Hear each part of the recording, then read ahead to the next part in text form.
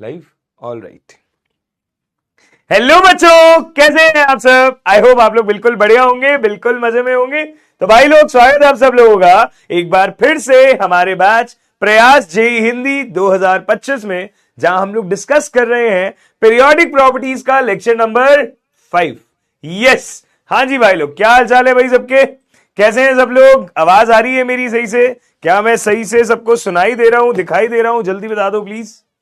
क्या मैं सही से सबको सुनाई दे रहा हूं, दिखाई दे रहा हूं? जल्दी बता दो प्लीज। हाँ जी, जल्दी जल्दी जल्दी जल्दी प्लीज बताएं। हाँ भाई, धदुरा gang all set, all set. बढ़िया, बहुत सही, बहुत बढ़िया, बहुत सुंदर, बहुत लाजवाब। ठीक है जी। तो यार, आज हम लोग मिले हैं लेक्चर नंबर 5 में इस चैप्टर के, जहां हम लोग क्या करने वाले हैं, हम लोग डिस्कस करने वाले हैं थोड़ी आगे की बातें।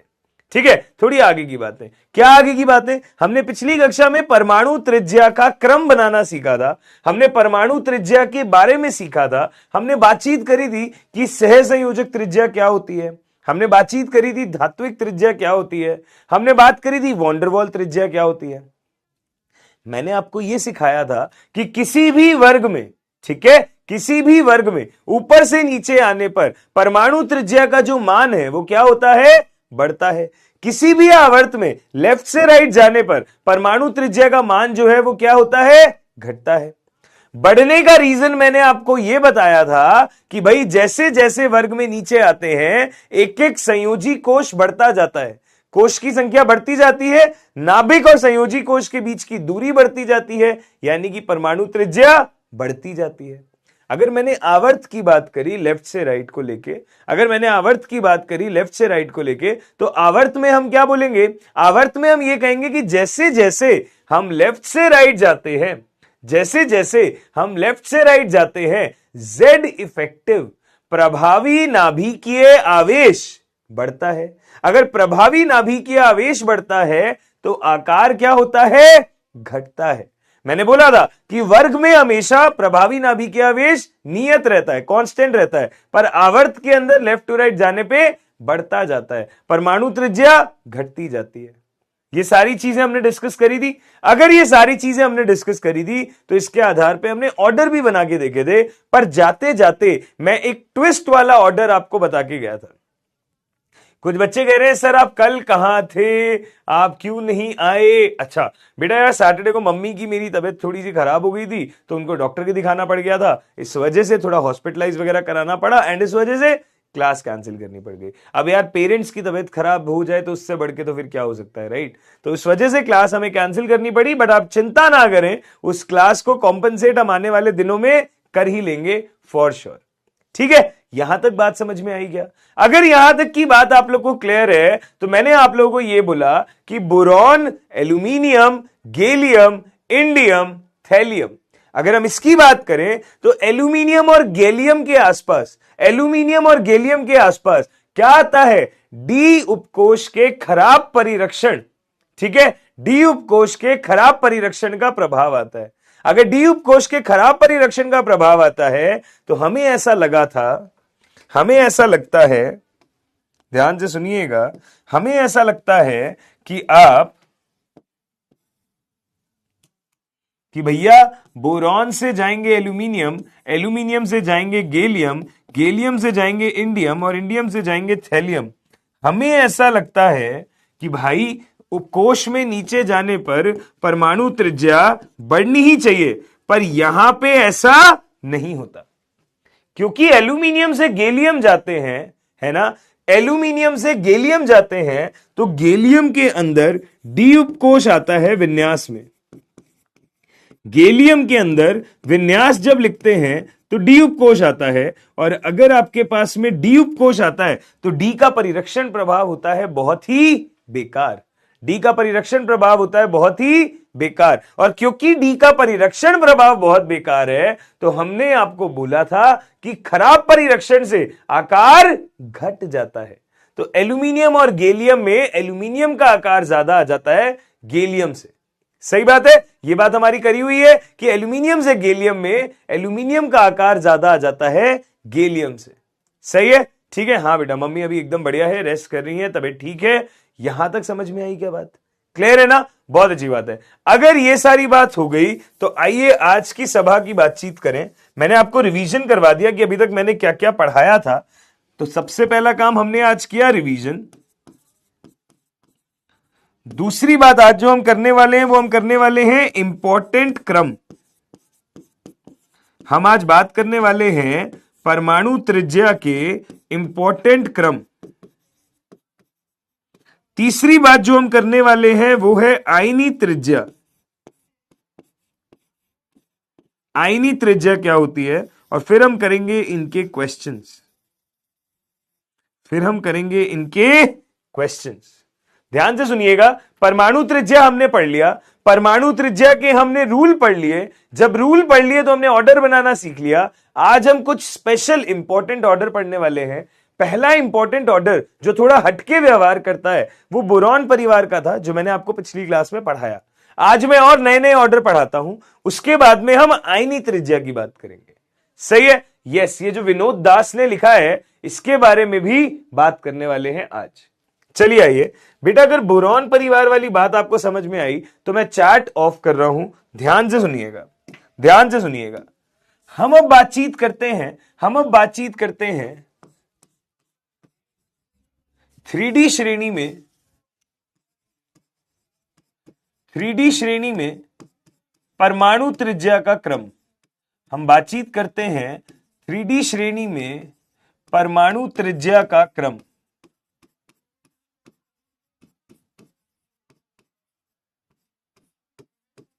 प्लीज मेरी बात ध्यान से सुने।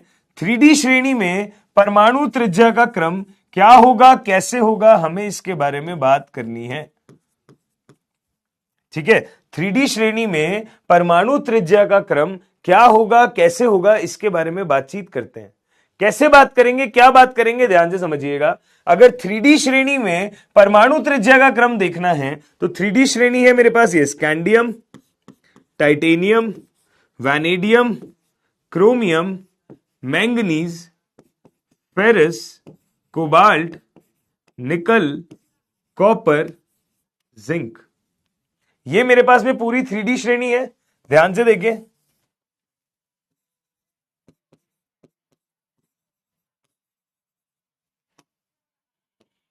प्लीज ध्यान से देखिएगा। ये मेरे पास पूरी 3D श्रेणी है। स्कैंडियम से शुरू हुए जिंक तक गए।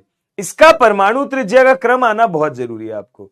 क्या होता है क्रम? भाई सिंपल सी बात है, ये सब एक ही आवर्त में आ रहे हैं, और जब सेम आवर्त की बात होती है तो हमने रूल सीखा हुआ है कि लेफ्ट टू राइट जाते हैं तो Z इफेक्टिव बढ़ता है, परमाणु त्रिज्या घटती है। जब लेफ्ट टू राइट जाते हैं तो Z इफेक्टिव बढ़ता है, परमाणु त्रिज्या घटती है। अगर ऐसा है तो आप देखिएगा परमाणु त्रिज्या का मान घट रहा है, तो आप ये देखो परमाणु त्रिज्या घटती जा रही है। मतलब सबसे बड़ा आकार स्कैंडियम का, फिर टाइटेनियम का, फिर वैनेडियम का, फिर क्रोमियम का, ऐसे कर रहे हैं तो परमाणु त्रिज्या का मान घटता जा रहा है। अगर इस तरीके से परमाणु त्रिज्या का मान घटता जा रहा है तो आगे आइए Fe, कोबाल्ट और निकल पर।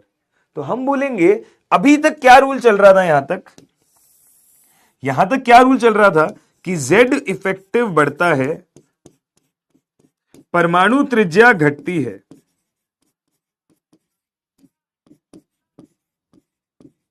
Z इफेक्टिव बढ़ता है, परमाणु त्रिज्या घटती है। फिर क्या हुआ? फेरस, कोबाल्ट और निकल की अगर हमने बात करी, तो इन तीनों के लिए हम बोलेंगे ऐसा प्रायोगिक तौर पे देखा गया कि Z इफेक्टिव का मान कांस्टेंट होता है।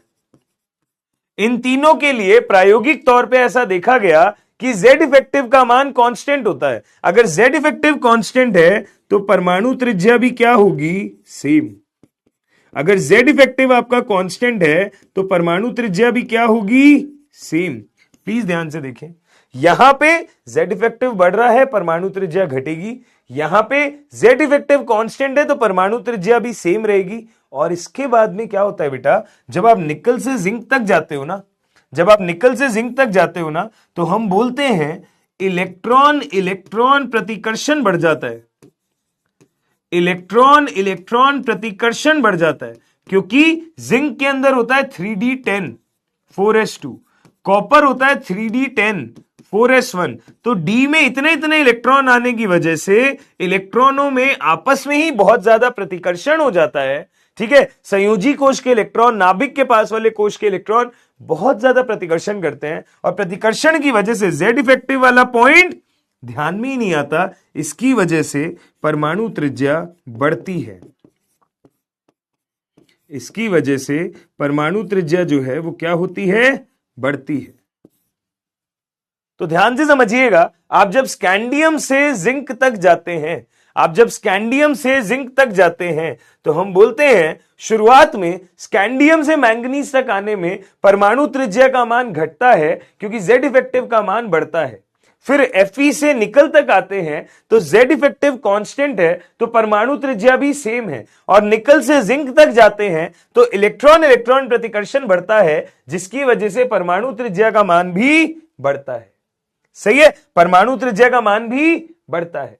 तो आप ये देखें कि 3D श्रेणी के अंदर जो आकार का क्रम है वो नॉर्मल नहीं चलता।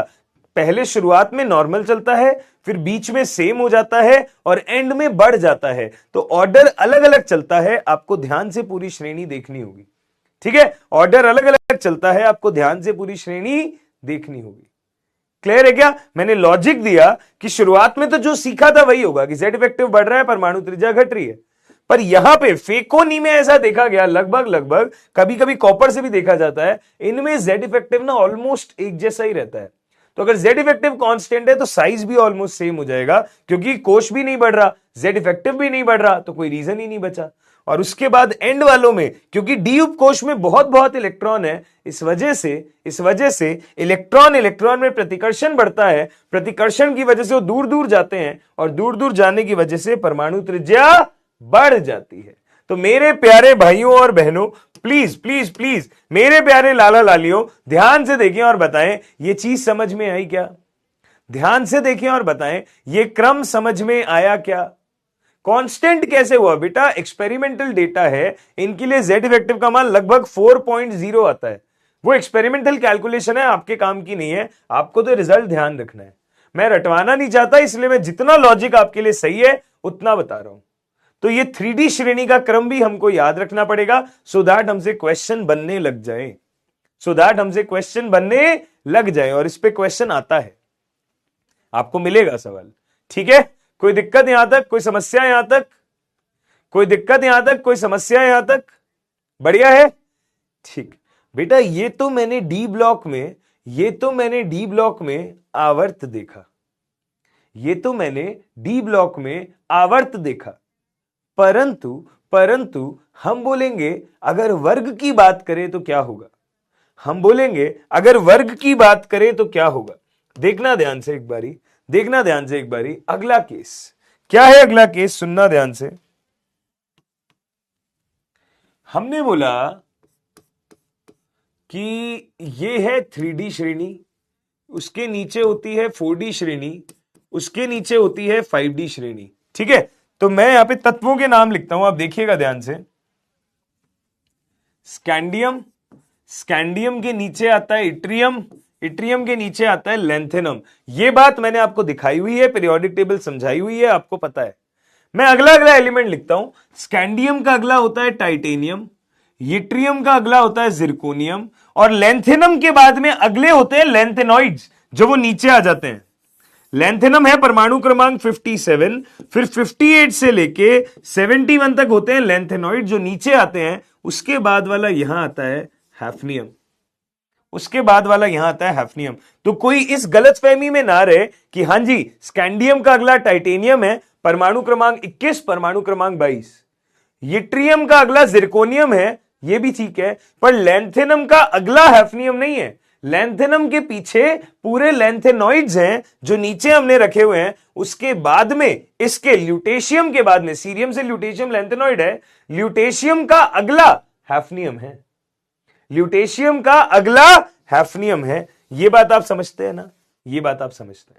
ठीक है, इसको लिखने का कारण क्या है सर? मैं सिखाता हूं अभी क्या कारण है, ध्यान से सुनना।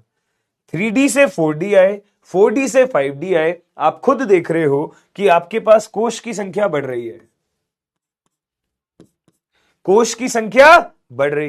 3D है मतलब चौथा आवर्त है, है ना। 4D है मतलब पांचवा आवर्त है, 5D है मतलब छठा आवर्त है। ये बात भी हमने करी थी क्योंकि Dn-1 वाला होता है। ठीक है, ये बात भी क्लियर है। अगर ये सारी बातें आपको क्लियर है तो बेटा स्कैंडियम से इट्रियम जाना और इट्रियम से लेंथेनम जाने में आकार में क्या चेंज आएगा? आकार बढ़ेगा, क्योंकि कोश जैसे जैसे बढ़ता जाता है, नाभिक से दूरी बढ़ती जाती है, आकार बढ़ता जाता है।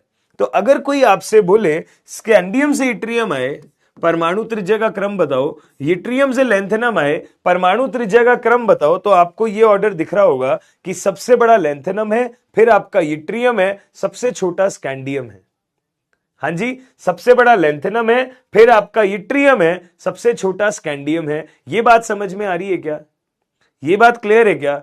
बढ़िया। तो हमें लगा कि ये जो ऑर्डर चला है यही हमेशा भी चलेगा, ये हमेशा भी चलेगा। तो हमने कहा टाइटेनियम से जिरकोनियम आए तो ऑब्वियसली सर कोश बड़ा है तो साइज बढ़ेगा, जिरकोनियम से हैफनियम आए ऑब्वियसली कोश बड़ा है तो साइज बढ़ेगा। और यहीं पे आता है एक मजाक, और आपको देखने को मिलता है कि जिरकोनियम और हैफनियम का आकार लगभग क्या होता है बेटा? बराबर।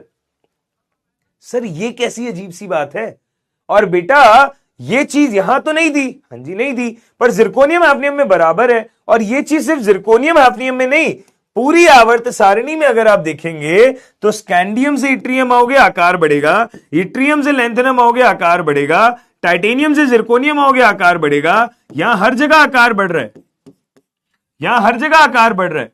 परंतु जब जिरकोनियम से हैफनियम गए, नायोबियम से टैंटलम आए, मोलिब्डेनम से टंगस्टन आए, टेक्नीशियम से रुदनियम आए, रुदनियम से ऑस्मियम आए, रोडियम से इरिडियम आए, पैलेडियम से प्लैटिनम आए, सिल्वर से गोल्ड आए, आकार क्या हो रहा है इनका? लगभग समान। यहां ऐसा नहीं होता क्योंकि ऑब्वियसली ये आपके संक्रमण तत्व नहीं है। मैंने आपको पिछली क्लास में लिखवाया था कि जिंक, कैडमियम, मरकरी आपके संक्रमण तत्व नहीं कहलाते। ये जो रिजल्ट मैं आपसे बात कर रहा हूं ये संक्रमण तत्वों का है। तो यहां ऐसा नहीं है और यहां ऐसा नहीं है, दोनों कॉर्नर्स पे ऐसा नहीं है, पर बीच के तत्वों में 4D और 5D वाले तत्वों का आकार लगभग क्या आ रहा है? बराबर आ रहा है। सर ऐसा क्यों हो गया? पर ऐसा इसलिए हो गया बेटा क्योंकि जब तू लेंथेनम से हैफनियम पे कूदा तो देख, स्कैंडियम से टाइटेनियम तो सीधा कूद गया, इट्रियम से जिरकोनियम तो सीधा कूद गया, पर तू लेंथेनम से हैफनियम सीधा नहीं कूद पाया। लेंथेनम के बाद तुझे इतनी बड़ी लेंथेनॉइड की पूरी श्रेणी क्रॉस करनी पड़ी, तब जाके हैफनियम का नंबर आया है। लेंथेनम के बाद इतनी बड़ी लेंथेनॉइड्स की श्रेणी क्रॉस करनी पड़ी है, तब जाके हैफनियम का नंबर आया है। तो बेटा जी अगर बीच में इतनी बड़ी श्रेणी आई है तो ये कौन सी श्रेणी है? ये एफ ब्लॉक की श्रेणी है। ये कौन सी श्रेणी है? एफ ब्लॉक की श्रेणी है। और अगर ये एफ ब्लॉक की श्रेणी बीच में आई है, इसका मतलब हैफनियम के इलेक्ट्रॉनिक विन्यास में 4f उपकोष शामिल हो चुका है। जैसे गैलियम के इलेक्ट्रॉनिक विन्यास में 3D उपकोष शामिल हो चुका था क्योंकि गैलियम से जस्ट पहले 3D वाले थे, वैसे ही हैफनियम से जस्ट पहले एफ वाले हैं, 4f वाले। तो हैफनियम के इलेक्ट्रॉनिक विन्यास में 4f शामिल हो गया, और अगर 4f शामिल हो गया तो आपको अच्छे से पता है कि f का परिरक्षण प्रभाव तो d से भी बेकार होता है। आपको अच्छे से पता है कि अगर हम परिरक्षण प्रभाव का क्रम देखें, अगर हम परिरक्षण प्रभाव का क्रम देखें तो हमें अच्छे से एक बात पता है कि सबसे बेहतर होता है s का, फिर होता है p का, d का बुरा होता है और f का तो सबसे बुरा होता है ना। f का तो सबसे बुरा होता है। यही तो है परिरक्षण प्रभाव का सामर्थ्य क्रम। अगर यही है क्रम तो हमें पता है कि d का तो बुरा था पर f का तो सबसे बुरा था। और इतना बुरा परिरक्षण प्रभाव है, और आपको पता है बुरे परिरक्षण प्रभाव से आकार घटता है। तो बेसिकली घटने का मतलब यह था कि अगर ये वैल्यू 1.1 थी तो आपको लगा था 1.2 होगी बढ़ के, पर ये घट के कितनी रह गई? 1.1 ही रह गई। तो बढ़नी चाहिए थी पर अपनी जान में वैल्यू कम रह गई, और कम कितनी रह गई? ऊपर वाले के बराबर ही रह गई, ऊपर वाले के बराबर ही रह गई। तो एफ उपकोष का खराब परिरक्षण लेंथेनॉइड्स के आने की वजह से इस तरह डोमिनेट करता है कि 4D और 5D वाले तत्वों का आकार लेंथेनम के बाद वाले तत्वों के आकार सेम हो जाते हैं। क्या हो जाते हैं? सेम हो जाते हैं। और ये आकार में जो कमी आई है कि ऊपर वाले के बराबर ही हो गया, कोश एक्स्ट्रा है तो भी ऊपर वाले के बराबर ही आकार हो गया, मतलब आकार में जो वैल्यू आनी चाहिए थी उससे कम आई। भाई अगर इसकी वैल्यू है 300 पिकोमीटर तो आपने उम्मीद करी थी इसकी वैल्यू है सपोज 250 पिकोमीटर, तो टाइटेनियम से जिरकोनियम गए, आकार बढ़ा क्योंकि कोश भी बढ़ा। ऐसे जिरकोनियम से हैफनियम गए तो आपने उम्मीद करी थी कि आकार यहां भी बढ़ेगा, 300 से 350 तो होगा, परंतु 350 नहीं हो पाया दोस्त, ये वैल्यू 300 ही आ गई। तो अपनी जान में तो कमी हो गई ना, उम्मीद तो बढ़ने की थी परंतु ऊपर वाले के बराबर ही हो गई, मतलब जो एक्सपेक्टेड था उससे तो कम ही हो गई, मतलब आकार में जो उम्मीद थी उससे संकुचन हो गया। और वो संकुचन किसकी वजह से हुआ? लेंथेनॉइड्स की वजह से हुआ कि लेंथेनम और हाफनियम के बीच में पूरे 14 लेंथेनॉइड्स आते हैं। लेंथेनॉइड की वजह से आकार में जो संकुचन आया है इसे कहा जाता है लेंथेनॉइड संकुचन। इस फंडे को, इस कॉन्सेप्ट को क्या कहा जाता है? लेंथेनॉइड संकुचन। तो 4D और 5D वाले तत्वों के आकार के बराबर होने का अगर कोई एक लाइन में कारण बोले, क्या बोलोगे? भाई सीधी सी बात है, लेंथेनॉइड संकुचन हो गया। ज्यादा डिटेल में जाना ही नहीं है, समझ लिया, दिमाग में बिठा लिया, बहुत अच्छी बात है। अगर आंसर करना है तो सीधा बोलेंगे लेंथेनॉइड संकुचन हो रहा है, उसकी वजह से ये हो रहा है। सही है? क्लियर है? देखो ध्यान से, देखो ध्यान से, इसको लिखते हैं, इसको लिखते हैं, हेडिंग डालिएगा,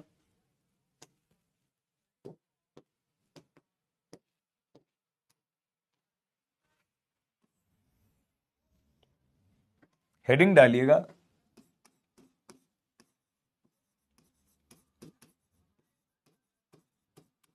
लेंथेनॉइड संकुचन।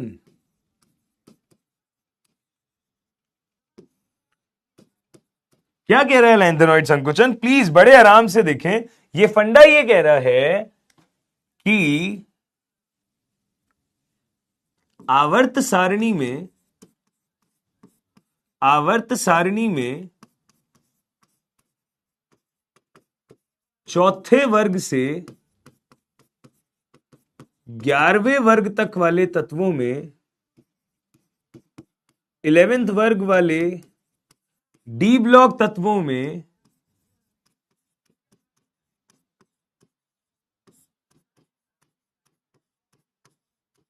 आवर्त सारणी में चौथे वर्ग से 11th वर्ग वाले डी ब्लॉक तत्वों में 4D श्रेणी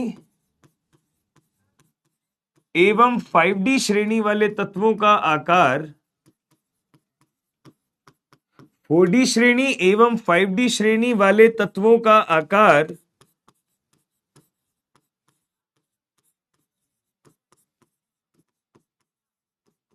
समान होता है। 4D श्रेणी एवं 5D श्रेणी वाले तत्वों का आकार समान होता है। ठीक है, 4D श्रेणी एवं 5D श्रेणी वाले तत्वों का आकार समान होता है। ऐसा क्यों होता है? हम बोलेंगे ऐसा इसलिए, ऐसा इसलिए क्योंकि थर्ड वर्ग में लेंथेनम के बाद, थर्ड वर्ग में लेंथेनम के बाद 14 लेंथेनॉइड तत्व आते हैं, 14 लेंथेनॉइड तत्व आते हैं जिनमें संयोजी इलेक्ट्रॉन, जिनमें आखिरी इलेक्ट्रॉन, जिनमें आखिरी इलेक्ट्रॉन 4f उपकोष में भरा जाता है, जिनमें आखिरी इलेक्ट्रॉन 4f उपकोष में भरा जाता है। क्योंकि इनमें आखिरी इलेक्ट्रॉन 4f उपकोष में भरा जाता है और हमें पता है f उपकोष के बुरे परिरक्षण प्रभाव की वजह से, f उपकोष के बुरे परिरक्षण प्रभाव की वजह से, f उपकोष के बुरे परिरक्षण प्रभाव की वजह से आकार 4D एवं 5D श्रेणी के तत्वों का आकार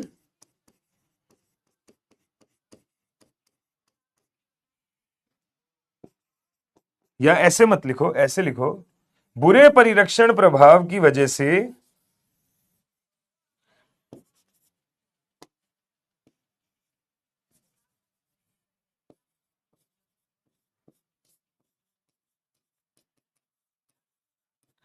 5D श्रेणी के तत्वों का आकार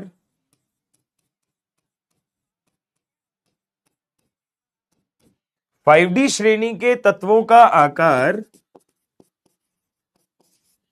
बढ़ने की जगह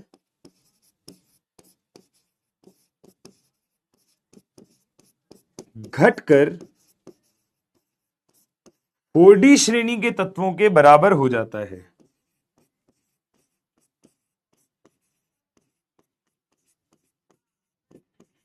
फोर डी श्रेणी के तत्वों के समान हो जाता है।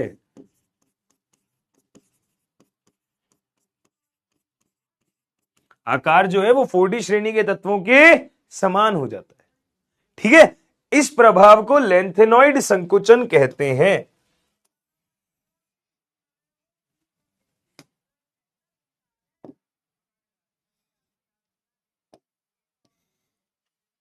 ध्यान से देखिएगा, इस प्रभाव को, इस आकार में संकुचन आने के प्रभाव को, इस आकार में संकुचन आने के प्रभाव को लेंथेनॉइड संकुचन कहा जाता है, क्योंकि ये लेंथेनॉइड के बुरे परिरक्षण प्रभाव की वजह से हो रहा है। इसे डिटेल में पढ़ेंगे जब 12th का टॉपिक पढ़ेंगे, D and F block. But अभी के लिए सिर्फ लेंथेनॉइड संकुचन पता होना चाहिए था, वो ये है। इसके खास खास एग्जाम्पल मैं आपको बता दूं जो एग्जाम में पक्का पूछे जाते हैं, जैसे जिरकोनियम का और हैफनियम का आकार सेम, जैसे प्लैटिनम और पैलेडियम का आकार सेम, जैसे गोल्ड और सिल्वर का आकार सेम, जैसे मॉलिब्डेनम और टंगस्टन का आकार सेम। ये इंपॉर्टेंट रिजल्ट्स हैं जो आपको ध्यान होने चाहिए। तो हां जी, क्योंकि सर यहां पे फिर बराबर क्यों नहीं हुए, क्योंकि बेटा 4F के आने के बाद हुआ ना बुरा परिरक्षण। लेंथेनम तक तो 4F की एंट्री ही नहीं थी, क्योंकि लेंथेनम खुद तो डी ब्लॉक का है। लेंथेनम के बाद में एफ ब्लॉक वाले तत्व आए हैं, तो उसके बाद में जो डी ब्लॉक आएगा उस पर उस एफ ब्लॉक का असर पड़ेगा, ना कि पहले वाले पे पड़ेगा। सही है, तो हां जी, सारे संक्रमण तत्वों में यह रिजल्ट होता है जो आपको ध्यान रखना है। इसको पढ़ें ध्यान से, लिखें ध्यान से, कोई दिक्कत है तो प्लीज बताएं। पढ़े ध्यान से, लिखे ध्यान से, कोई दिक्कत है तो प्लीज बताएं, बिंदास बताएं। हां जी, यस, हाँ भाई,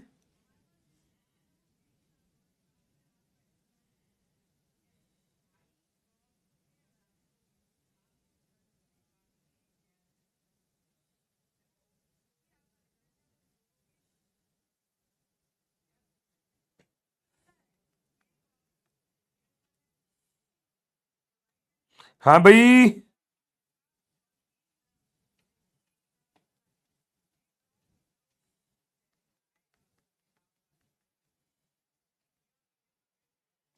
हाँ जी,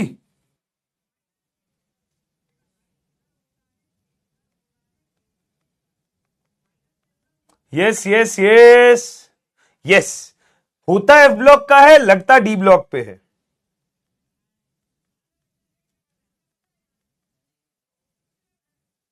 हाँ जी, होता एफ ब्लॉक का है, लगता डी ब्लॉक पे है। प्लीज बताएं, प्लीज बताएं, होता एफ ब्लॉक का है, लगता डी ब्लॉक पे है। क्लियर है?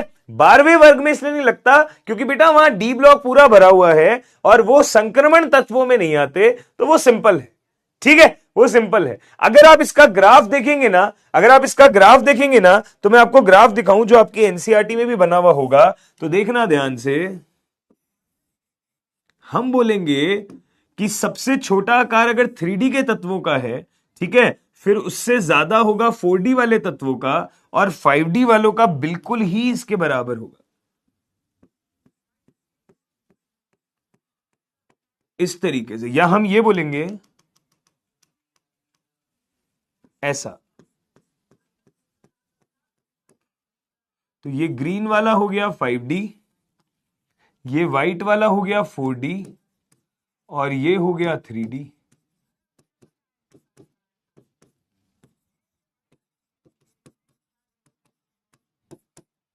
सही है जी। तो 4D और 5D का मान बिल्कुल ऑलमोस्ट बराबर, 3D वालों का मान थोड़ा कम होता है। तो इस तरीके से आपके पास में ग्राफ होता है। ठीक है, तो भाई सिंपल सी बात है, देखो डी ब्लॉक पे बुरा असर था, पी ब्लॉक पे दिखाई दिया गैलियम एल्यूमिनियम पे। एफ ब्लॉक का बुरा असर डी ब्लॉक में दिखाई दिया, कहां पे? ये जिरकोनियम हैफनियम में। बात समझ आ रही है क्या? बात समझ आ रही है क्या? कोई दिक्कत तो नहीं है? पक्का जी? ओके, कोई दिक्कत तो नहीं है? पक्का जी? हाँ जी, ओके। बदमाश गुर्जर क्या कह रहा है भाई? इतना नोटिस पता चल रहा है क्या भाई? है जिम नई नई शुरू करी है ब्रो, कसरत करने के लिए। पता चल रहा है क्या ब्रो? यही करके दिखाऊं थोड़ा अच्छे से, कुछ दो तीन सेट पढ़ ले भाई। हाँ भाई, जख्मी छोरा काहे रॉन्ग ग्राफ है भैया? काहे रॉन्ग ग्राफ है? क्या बोल रहे हो? हैं क्या बोल रहे हो भाई?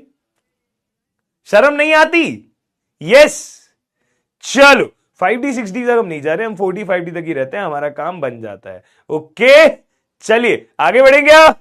आगे बढ़ेंगे क्या? चलिए आगे चलते हैं चीजों में और चीजों को पढ़ते हैं। लेंथेनॉइड कौन से पीरियड में आते हैं बेटा जी? लेंथेनॉइड तीसरे ग्रुप में आते हैं, और जहां पे छठे आवर्त में आते हैं। सही है? क्लियर है? पक्का? ओके, बहुत सही। ओके, अरे कर्व ज्यादा होगा कम होगा उससे क्या फर्क पड़ता है भाई? वो एनसीईआरटी की फोटो दिखा दूंगा अगली बारी। परंतु अभी के लिए आइडिया समझो कि 4D और 5D का आकार लगभग बराबर है, पर 3D से ज्यादा है। दैट्स इट, सिंपल बातें देखा करो ना बॉस। हाँ जी, डन है? क्लियर है? ओके, चलो चलो आगे बढ़ेंगे क्या? आगे बढ़ेंगे क्या? ठीक है, डाउट क्लास के बाद देखेंगे, डाउट क्लास के बाद देखेंगे। आगे चलिएगा। तो अगर आपको लेंथेनॉइड संकुचन अलग अच्छे से समझ में आ गया, अगर आपको परमाणु त्रिज्या का क्रम यहां अच्छे से समझ में आ गया, तो भाई लेंथेनॉइड संकुचन का प्रभाव लेंथेनॉइड्स पे भी तो पड़ेगा। लेंथेनॉइड संकुचन का प्रभाव लेंथेनॉइड्स पे भी तो पड़ेगा। तो आओ लेंथेनॉइड्स की बात करें।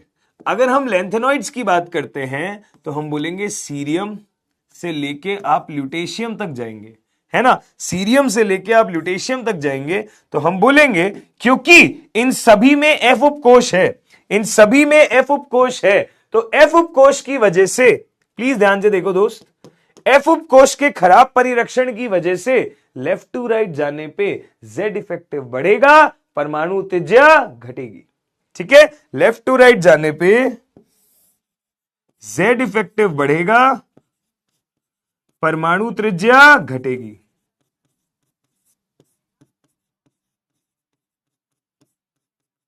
बस एक अपवाद है, यूरोपियम। एक अपवाद है यूरोपियम, ये सबसे ज्यादा होगा।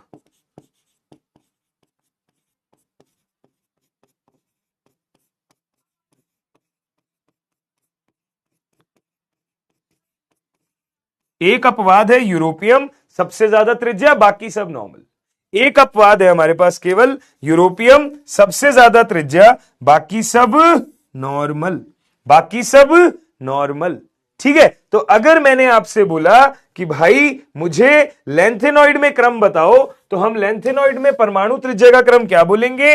हम बोलेंगे यूरोपियम सबसे आगे आएगा, उसके बाद में वही सीने पर नदिया प्रेम की समाई, यूं ही आगे आ गया गदगद तब दिल हुआ और तुम लाजवाब लगते हो। ये सिंपल कारण, कारण क्या है? कारण वही है लेंथेनॉइड संकुचन की वजह से, क्योंकि लेंथेनॉइड संकुचन हो तो इन्हीं की वजह से रहा है ना, तो इसमें तो एफ उपकोष सभी में है, तो उसी की वजह से लेफ्ट टू राइट जाने में बुरा परिरक्षण हो रहा है, और परिरक्षण बुरा है तो जेड इफेक्टिव बढ़ रहा है। लेफ्ट टू राइट जाने में जेड इफेक्टिव बढ़ने के कारण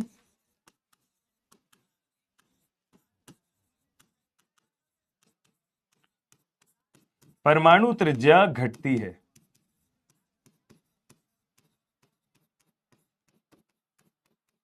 परमाणु त्रिज्या घटती है। बताओ भाई, यहां तक क्लियर है क्या?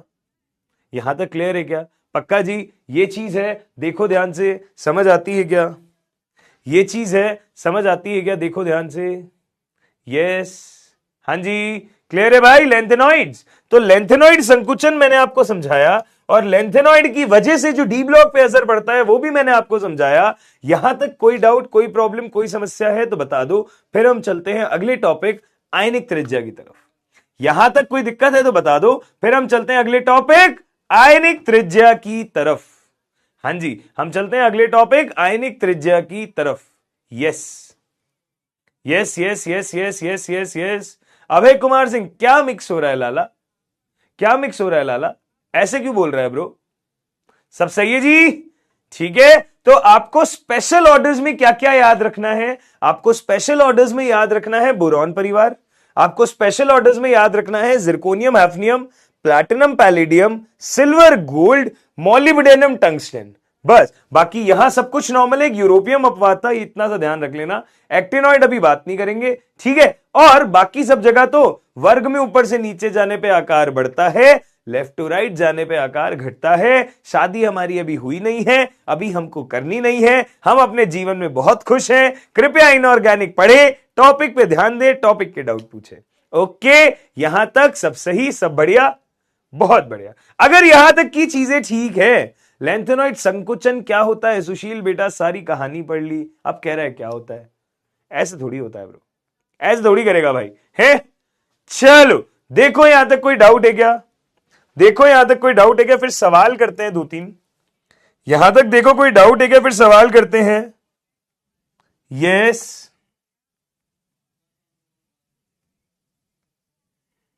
देखो भाई यहां तक कोई डाउट है क्या? फिर सवाल करते हैं दो तीन।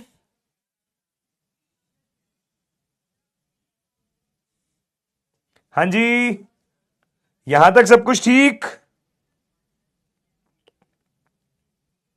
यहां तक सब कुछ ठीक? चलिए आइए क्वेश्चन करते हैं। आओ भाई एक सवाल करें, देखना ध्यान से। क्वेश्चन कह रहा है परमाणु त्रिज्या का क्रम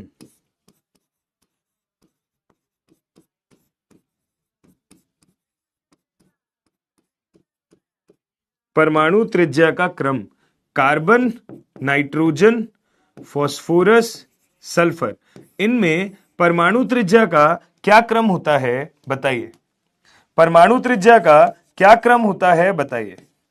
कार्बन, नाइट्रोजन, फास्फोरस, सल्फर। कैसे करेंगे भाई? कैसे करेंगे भाई? बेटा डाउट क्लास के बाद चेक करते हैं, या एक बार जितना पार्ट हमें पढ़ना है वो कवर करते हैं। आर्यन बेटा एक्सेप्शन नहीं होते, एक्सेप्शन नहीं होते, ये कुछ स्पेशल ऑर्डर्स हैं जिनके स्पेशल रीजन होते हैं। अब अगर आप वो ढंग से समझोगे तो तुम्हें टफ लगेगा ही नहीं, दैट्स इट। ठीक है, अगर आप ढंग से समझोगे तो टफ लगेगा ही नहीं, पर अगर ऐसे समझ के देखोगे कि रटना ही पड़ेगा, रटना ही पड़ेगा, रटना ही पड़ेगा, तो कभी भी समझ नहीं आएगा। अब देखो, जैसे ये सवाल आया, तो जब भी ऐसे कोई भी तत्व आपको दे दे, तो आप सबसे पहले अपने दिमाग के हिसाब से उन्हें आवर्त सारणी में अरेंज करा करो। सबसे पहले अपने दिमाग के हिसाब से इन्हें आवर्त सारणी में अरेंज किया करो। कैसे अरेंज करोगे? देखो ध्यान से, हमने बोला कार्बन है, कार्बन का अगला नाइट्रोजन होता है आवर्त सारणी में, है ना? नाइट्रोजन के नीचे फास्फोरस होता है, यहां ऑक्सीजन है, ऑक्सीजन के नीचे सल्फर होता है। देखो ध्यान से, आपके पास में बोरॉन होता है, बोरॉन के बाद कार्बन, कार्बन के बाद नाइट्रोजन, नाइट्रोजन के जस्ट नीचे फास्फोरस, और यहां होता है ऑक्सीजन, ऑक्सीजन के जस्ट नीचे सल्फर, है ना? ठीक है, तो मैंने ये हटा दिया। मुझे इन चार में कंपैरिजन करना है। अब मुझे अगर इन चार में कंपैरिजन करना है तो मेरे भाई ध्यान से बताना, लेफ्ट टू राइट जाने पे आकार या परमाणु त्रिज्या घटती है, और ऊपर से नीचे आने पे आकार या परमाणु त्रिज्या बढ़ती है। ओके, कार्बन और नाइट्रोजन में अगर कंपैरिजन करें तो ऑब्वियस सी बात है, यहां कौन जीतेगा? कार्बन जीतेगा नाइट्रोजन से, यहां पे कार्बन जीतेगा नाइट्रोजन से। फास्फोरस और सल्फर में अगर हम बात करें तो ऑब्वियस सी बात है, फास्फोरस जीतेगा सल्फर से। अब नाइट्रोजन और फास्फोरस में अगर बात करें तो हम बोलेंगे फास्फोरस जीतेगा नाइट्रोजन से। ठीक है, कार्बन और नाइट्रोजन में कार्बन जीतेगा, फास्फोरस और सल्फर में फास्फोरस जीतेगा, नाइट्रोजन और फास्फोरस में फास्फोरस जीतेगा। तो भाई इन तीन चीजों को एक साथ कैसे क्लब करें, तो सबसे बड़ा कौन होगा? सबसे बड़ा तो कार्बन दिखाई दे रहा है, फिर नाइट्रोजन और फास्फोरस में फास्फोरस दिखाई दे रहा है, ठीक है। फास्फोरस के बाद में हम क्या बोलेंगे? सल्फर का आकार ज्यादा होगा क्योंकि वो नीचे वाले कोश में है, नीचे वाले कोश में है, मतलब नीचे वाले आवर्त में है, तो भाई ऑब्वियस सी बात है ज्यादा बड़ा कोश होगा, ज्यादा बड़ा कोश होगा तो फास्फोरस के बाद में सल्फर आएगा, और सल्फर के बाद में सबसे छोटा कौन होगा? नाइट्रोजन। ऐसा करेंगे क्या? नहीं, ये गलत है, ये गलत है। देखो, कार्बन, नाइट्रोजन, फास्फोरस, सल्फर, ये बात तो क्लियर है ना, साइज ज्यादा इनका होगा। अगर साइज ज्यादा इनका होगा तो फास्फोरस ज्यादा होगा सल्फर से, सिंपल सी बात है। अब फास्फोरस नाइट्रोजन से ज्यादा है और नाइट्रोजन से बड़ा है कार्बन, तो सिंपल सी बात है फास्फोरस के ऊपर नाइट्रोजन है, ठीक है जी, परंतु नाइट्रोजन से बड़ा कौन है? कार्बन है, तो हम बोलेंगे कार्बन, और कार्बन के बाद आया नाइट्रोजन। ये होना चाहिए मेरे हिसाब से एक फाइनल ऑर्डर, ये होना चाहिए मेरे हिसाब से एक फाइनल ऑर्डर। ध्यान से देखना, ध्यान से देखना, कार्बन और नाइट्रोजन में कार्बन जीतेगा, नाइट्रोजन और फास्फोरस में फास्फोरस जीतेगा, इन दोनों में इसको जिताएंगे, सबसे छोटा नाइट्रोजन होएगा, सबसे छोटा नाइट्रोजन होएगा। देख पा रहे हो क्या? सबसे छोटा नाइट्रोजन आएगा, सही बात है क्या? और कार्बन और नाइट्रोजन छोटे होंगे फास्फोरस सल्फर के, क्योंकि वो नीचे वाले वर्ग में है ना, नीचे वाले आवर्त में है। दैट्स इट, सही है, बढ़िया। समझ में आया ये वाला क्वेश्चन? अच्छी बात है। अगर ये वाला सवाल समझ में आया तो अगला क्वेश्चन देखो।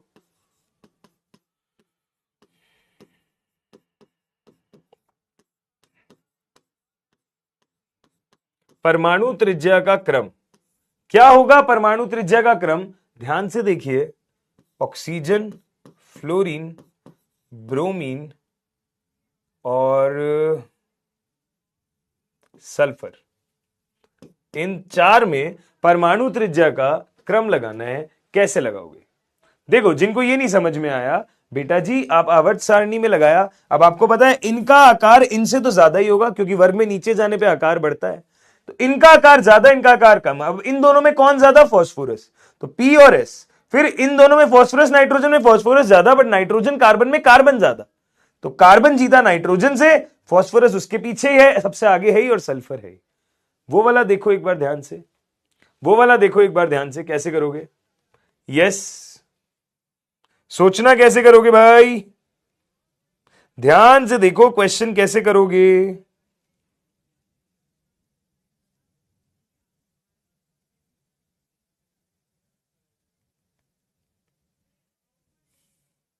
हाँ जी, हाँ भाई, चलो आओ डिस्कस करते हैं। बेटा जी मैंने क्या बोला? ऑक्सीजन है, फ्लोरीन है, ब्रोमीन है, सल्फर है। ऑक्सीजन है, फ्लोरीन है, ब्रोमीन है, सल्फर है। तो boron, carbon, nitrogen, oxygen, fluorine. Fluorine के नीचे होता है क्लोरीन, क्लोरीन के नीचे होता है ब्रोमीन, ऑक्सीजन के नीचे होता है सल्फर। ये है मेरे पास में सीन। ये देखो, ये मेरे पास में ये चार तत्व हैं। अगर मेरे पास में ये चार तत्व हैं तो हमको एक बात समझ में आती है कि वर्ग में नीचे जाने पर आकार बढ़ता है, तो सबसे बड़ा आकार हो गया ब्रोमीन का, ब्रोमीन से बड़ा हो गया सल्फर का। यहां तक तो कोई डाउट ही नहीं है, सबसे बड़ा हो गया ब्रोमीन का आकार, ब्रोमीन के बाद हो गया सल्फर। अब सल्फर के बाद अगर हम देखेंगे तो लेफ्ट टू राइट जाने पे आकार घटता है, तो सिंपल सी बात है, सल्फर ऑक्सीजन में ये है और ऑक्सीजन फ्लोरीन में ये है, तो हम इन दोनों को अगर मिला दें तो क्या ऑर्डर बन जाएगा? ये बन जाएगा। देखना तो, BrSOF, BrSOF, प्लीज ध्यान से देखिए, समझ में आएगा भाई? BrSOF, हाँ जी, ठीक है, BrSOF, ये हो गया हमारा परमाणु त्रिज्या का अगला क्रम। क्वेश्चन सब करना समझ में आया? तो बेटा सवाल इसी तरीके के आते हैं, सवाल इसी तरीके के आते हैं। क्या आते हैं सवाल? आपको ये कहता है कि सिंपल सी बात हम आपको कह रहे हैं, हमको परमाणु त्रिज्या का क्रम बताना है। कोई भी रैंडमली आपको तत्व दे दिए हैं तो आप आवर्त सारणी में उनको लगा दें और दिमाग लगा लें, ठीक है, एक आखिरी क्वेश्चन थोड़ा आसान वाला, फिर हम अगले कॉन्सेप्ट पे जाएंगे।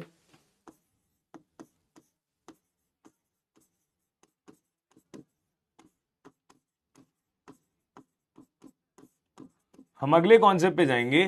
क्या कॉन्सेप्ट है, ध्यान से देखना। Na सिलिकॉन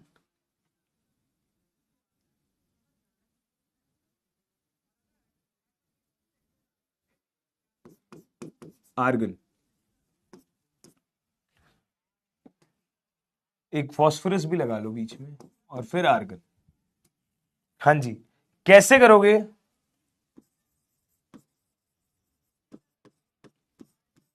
कैसे बनाओगे भाई order? Sodium, silicon, phosphorus, argon, कैसे बनेगा? सोचिए ध्यान से। NaSiPar, क्या सोचोगे? तो सबसे पहले इनको आवर्त सारणी में लगाओ। हाँ जी नितिन गौतम, जेई मेंस में ऐसे सवाल आते हैं। देखना ध्यान से, देखना ध्यान से, क्या होगा? हम इसको आवर्त सारणी में लगाएंगे तो हम बोलेंगे NaMg, AlSi, phosphorus sulphur, chlorine argon. ये है मेरा तीसरा आवर्त, ये है मेरा तीसरा आवर्त। अब मेरे काम काम के तत्व रख लेता हूं, बाकियों को हटा देता हूं। तो मैग्नीशियम और एल्यूमिनियम मेरे काम के नहीं है, हटा दिया। सिलिकॉन के बाद फॉस्फोरस है, सल्फर और क्लोरीन काम का नहीं है, हटा दिया। तो मेरे पास में एक लाइन में कौन कौन आ गए? Sodium, silicon, phosphorus, argon. Sodium, silicon, phosphorus, argon. अगर मेरे पास ये चार तत्व एक लाइन में है तो मतलब एक ही आवर्त के हैं, और आवर्त में लेफ्ट से राइट जाने पे परमाणु त्रिज्या घटती है। तो आपको समझ में आया कि ऑर्डर होता है ये। हमें समझ में आया ऑर्डर होता है ये। सबसे बड़ा आकार है सोडियम का, फिर सिलिकॉन का, फिर फॉस्फोरस का, फिर आर्गन का। सही है? क्लियर है? बात समझ में आई? अच्छा, ये ठीक है क्या? सोच के देखो, ये ठीक है क्या, या कुछ गड़बड़ है इसके अंदर? भाई इसमें गड़बड़ है जो तुम्हें दिख नहीं रही है, और वो गड़बड़ है ये कि तुमने तो नोबल गैस को सबसे पीछे कर दिया। तुमने तो नोबल गैस को सबसे पीछे कर दिया, जबकि हमने एक रूल सीखा था कि नोबल गैस के तत्व जो हैं वो तो वॉन्डरवॉल त्रिज्या रखते हैं और वो सबसे आगे आते हैं। अगर ऐसा है तो हमारा फाइनल ऑर्डर क्या हो जाएगा? ये। ठीक है, हमारा फाइनल ऑर्डर क्या हो जाएगा? ये। प्लीज देखें ध्यान से, परमाणु त्रिज्या का ये क्रम समझ में आया क्या? परमाणु त्रिज्या का ये क्रम समझ में आया क्या? क्योंकि आर्गन सबसे आगे आएगा, क्योंकि वो है नोबल गैस, और नोबल गैस में होती है वॉन्डरवॉल त्रिज्या। तो उससे तो फर्क ही नहीं पड़ता लेफ्ट से राइट बढ़ना घटना किसी भी बात से। वो कहता है हर आवर्त में अक्रिय गैस जो है उसकी परमाणु त्रिज्या सबसे ज्यादा होगी। दैट्स इट, बात खत्म। ठीक है, क्लियर है? पक्का जी? ओके, ग्रुप में होंगे तो आसानी से हो ही जाएगा। जैसे क्वेश्चन डायरेक्ट ये आ जाता है, क्वेश्चन डायरेक्ट ये आ जाता है।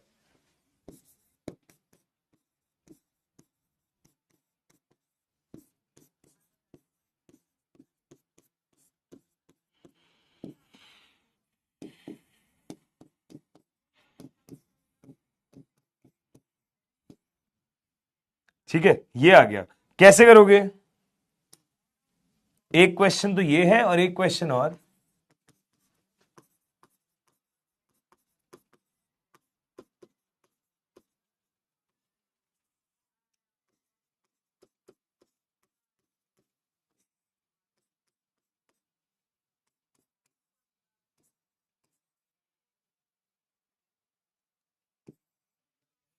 यस, कैसे करेंगे भाई ये दोनों सवाल? देखना ध्यान से। यहां है बोरॉन, इंडियम, गैलियम, एल्यूमिनियम, और यहां है आपके पास एल्यूमिनियम, गैलियम और सल्फर। कैसे करेंगे कंपैरिजन? जल्दी सोचो, जल्दी से ट्राई करो सवाल को। अगर बेटा नियॉन और आर्गन साथ में हो तो फिर कोश देखना पड़ेगा। आर्गन नीचे आता है, नियॉन ऊपर आता है, तो आर्गन को जिताएंगे नियॉन से, है ना? क्योंकि कोश में नीचे जाने पर, वर्ग में नीचे जाने पर कोश बढ़ता है, कोश बढ़ता है तो आकार बढ़ता है। कैसे भी तरीके के सवाल आ जाते हैं, आपको बस दिमाग लगाना आना चाहिए। अब जैसे ये है बोरॉन, इंडियम, गैलियम, एल्यूमिनियम, हमको ये चमका कि ये सारे के सारे बोरॉन फैमिली के हैं। और जब बोरॉन फैमिली की बात होती है तो हमने ये पढ़ा था कि बेटा जी,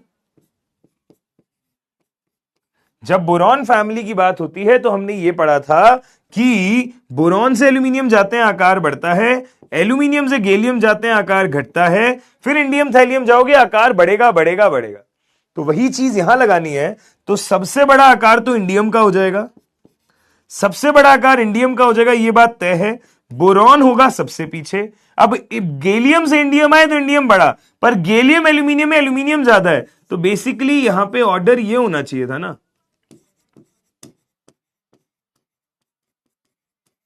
आपके हिसाब से ऑर्डर ये है ना, क्योंकि एल्यूमिनियम गैलियम में रिवर्सल हो गया, तो हमने बोला इंडियम, इंडियम के बाद में एल्यूमिनियम, एल्यूमिनियम के बाद में गैलियम, और गैलियम के बाद में boron. Indium, aluminium, gallium, boron, ये मेरे पास में परमाणु त्रिज्या का सही ऑर्डर है, और आमिर अहमद ने बिल्कुल सही ऑर्डर लिखा हुआ भी है। वेरी गुड बेटा, ये समझ में आया क्या? ये समझ में आया क्या? तो भाई अगर एक्सेप्शन, बच्चे कह रहे थे एक्सेप्शन को कैसे यूज करते हैं, तो ऐसे यूज करते हैं, क्वेश्चन डायरेक्ट आ जाता है, हमें अगर याद होगी चीज तो हम अप्लाई कर देंगे, नहीं तो मैक्सिमम जनता गैलियम को आगे और एल्यूमिनियम को पीछे करती है और फिर नंबर कटवा के आ जाती है।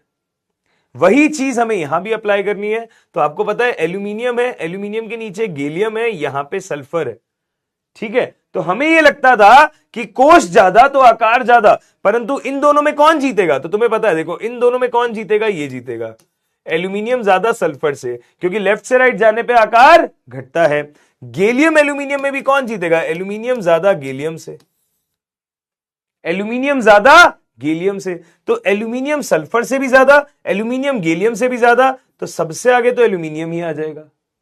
इसके बाद अगर आपने सल्फर को कंपेयर करना है गैलियम से, तो हम क्या बोलेंगे कि भाई कोष तो ज्यादा है, कोष तो ज्यादा है, तो हमें तो यही बोलना पड़ेगा, हमें तो यही बोलना पड़ेगा। सही है अलगैस? देखे ध्यान से, ये भी देखे ध्यान से, ये भी देखे ध्यान से, ये हमने रैंडम सवाल बना के करे हैं। समझ में आई क्या बात? कोई दिक्कत, कोई समस्या, कोई परेशानी? यहां तक कोई भी बात जो क्लियर ना हुई हो प्लीज मुझे बता दें, कोई भी बात जो क्लियर ना हुई हो प्लीज मुझे बता दें, मुझे समझा दें, ताकि हम अगला टॉपिक शुरू कर सकें, ताकि हम अगला टॉपिक शुरू कर सकें। देखें ध्यान से, कोई दिक्कत, कोई समस्या, कोई परेशानी भाई? हाँ जी भाई, यहां तक सब सही?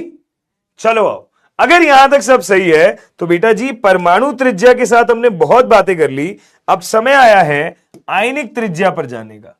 परमाणु त्रिज्या से हमने बहुत बात कर ली, अब समय आया है आयनिक त्रिज्या पर जाने का। तो ध्यान से समझने की कोशिश करें, आयनिक त्रिज्या क्या होती है। तो बेटा किसी उदासीन विलगित गैसीय परमाणु का आकार निकालना उसकी परमाणु त्रिज्या कहलाती है। उसी तरह किसी आयन का आकार निकालना उसकी आयनी त्रिज्या कहलाती है। फिर चाहे आप धनायन का आकार निकालो, चाहे आप ऋणायन का आकार निकालो, सही है। आप किसी धनायन की बात करो या ऋणायन की बात करो, उनकी त्रिज्या की अगर आप बात करोगे तो वो उसकी आयनी त्रिज्या होगी। तो हमें यह बात पता है कि अगर हमने आयन की बात करी, अगर हमने आयन की बात करी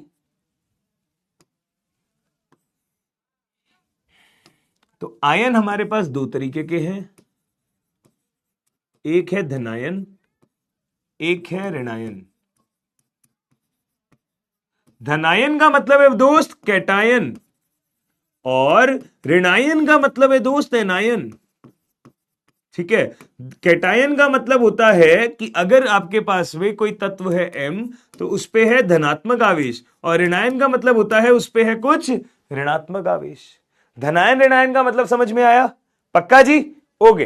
तो हमेशा ध्यान रखिएगा, ऋणायन का मतलब होता है एक एक्स्ट्रा इलेक्ट्रॉन जोड़ना, और धनायन का मतलब होता है इलेक्ट्रॉन निकालना, इलेक्ट्रॉन निकालना। तो हम हमेशा कहते हैं अगर एक एक्स्ट्रा इलेक्ट्रॉन जुड़ेगा तो एक नया कोश ऐड होने की कोशिश होगी, अगर एक इलेक्ट्रॉन निकलेगा तो एक कोश से इलेक्ट्रॉन निकालने की कोशिश होगी। तो हमेशा एक रूल ध्यान रखिएगा, हमेशा एक रूल ध्यान रखिएगा, हम बोलेंगे कि अगर मेरे पास में कोई तत्व है M, मेरे पास उसका ऋणायन भी है, मेरे पास उसका धनायन भी है, मेरे पास वो उदासीन अवस्था में भी है, तो हम यही कहेंगे कि ऋणायन का जो आकार है, ऋणायन का जो आकार है वो सबसे ज्यादा होगा, फिर उदासीन परमाणु होगा, फिर धनायन का आकार होगा। हाँ जी, ऋणायन का जो आकार है वो सबसे ज्यादा होगा, फिर धन आपके नॉर्मल परमाणु का होगा, फिर धनायन का होगा। कभी भी आयनीय त्रिज्या का कंपैरिजन हो तो यह बात ध्यान रखें कि कोई भी परमाणु है उसके ऋणायन का आकार सबसे बड़ा, फिर उसकी उदासीन अवस्था का, फिर उसके धनायन का। जैसे I माइनस I और I प्लस, ठीक है, Cl माइनस Cl और Cl प्लस, जैसे N माइनस N और N प्लस। हमेशा किसी भी परमाणु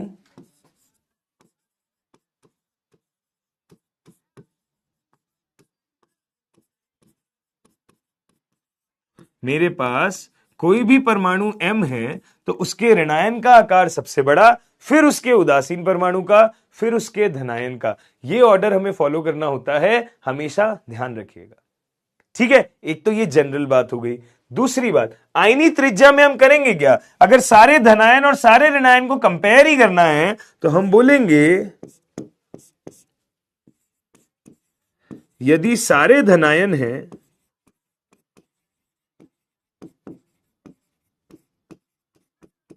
यदि सारे धनायन हो, ठीक है, तो जैसे जैसे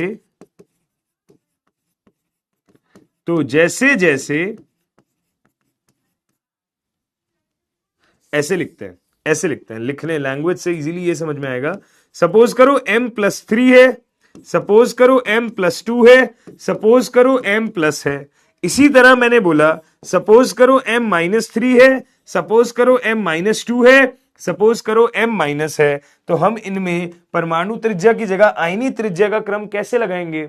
हम बोलेंगे अगर एक ही तत्व के अलग अलग चार्ज वाले धनायन हैं, अगर एक ही तत्व के अलग अलग आवेश वाले धनायन हैं, तो जैसे जैसे धनात्मक आवेश बढ़ेगा वैसे वैसे आयनीय त्रिज्या घटेगी। तो सबसे ज्यादा आयनीय त्रिज्या इसकी, फिर इसकी, सबसे छोटी इसकी।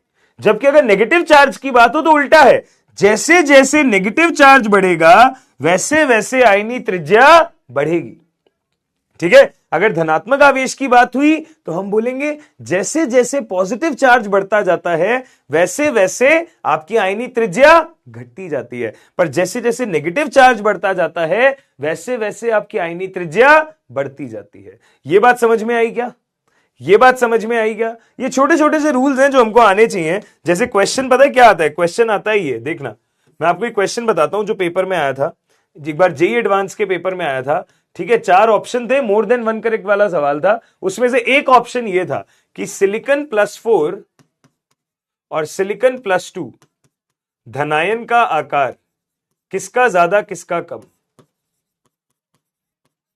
तो वहां तो लिखा हुआ था आकार किसका ज्यादा किसका कम, हमें बताना था वो सही है कि गलत। बट अभी मैं आपसे पूछ रहा हूं, बताओ इन दोनों में किसका आकार बड़ा और किसका आकार छोटा? सिंपल सी बात है, अगर एक ही तत्व के 2 धनायन हैं तो जिस पर धनात्मक आवेश ज्यादा उस पर आकार छोटा, तो हम बोलेंगे सिलिकॉन +2 का आकार ज्यादा होगा, सही है। इसी तरह अगर मैंने एक और एग्जांपल लिया, हमने बोला ये कि सल्फाइड आयन है और सल्फर पे -1 है, आपको बताना है ऋणायन का आकार।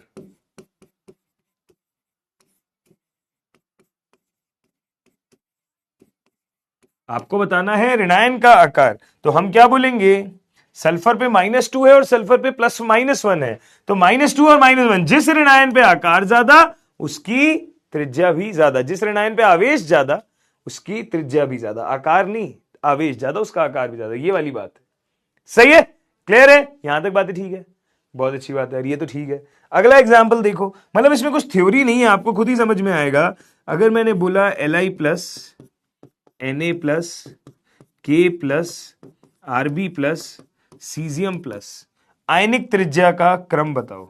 अगर मैंने बोला F-, Cl-, Br-, I-, मैंने बोला आयनिक त्रिज्या का क्रम बताओ, कैसे बताओगे भाई?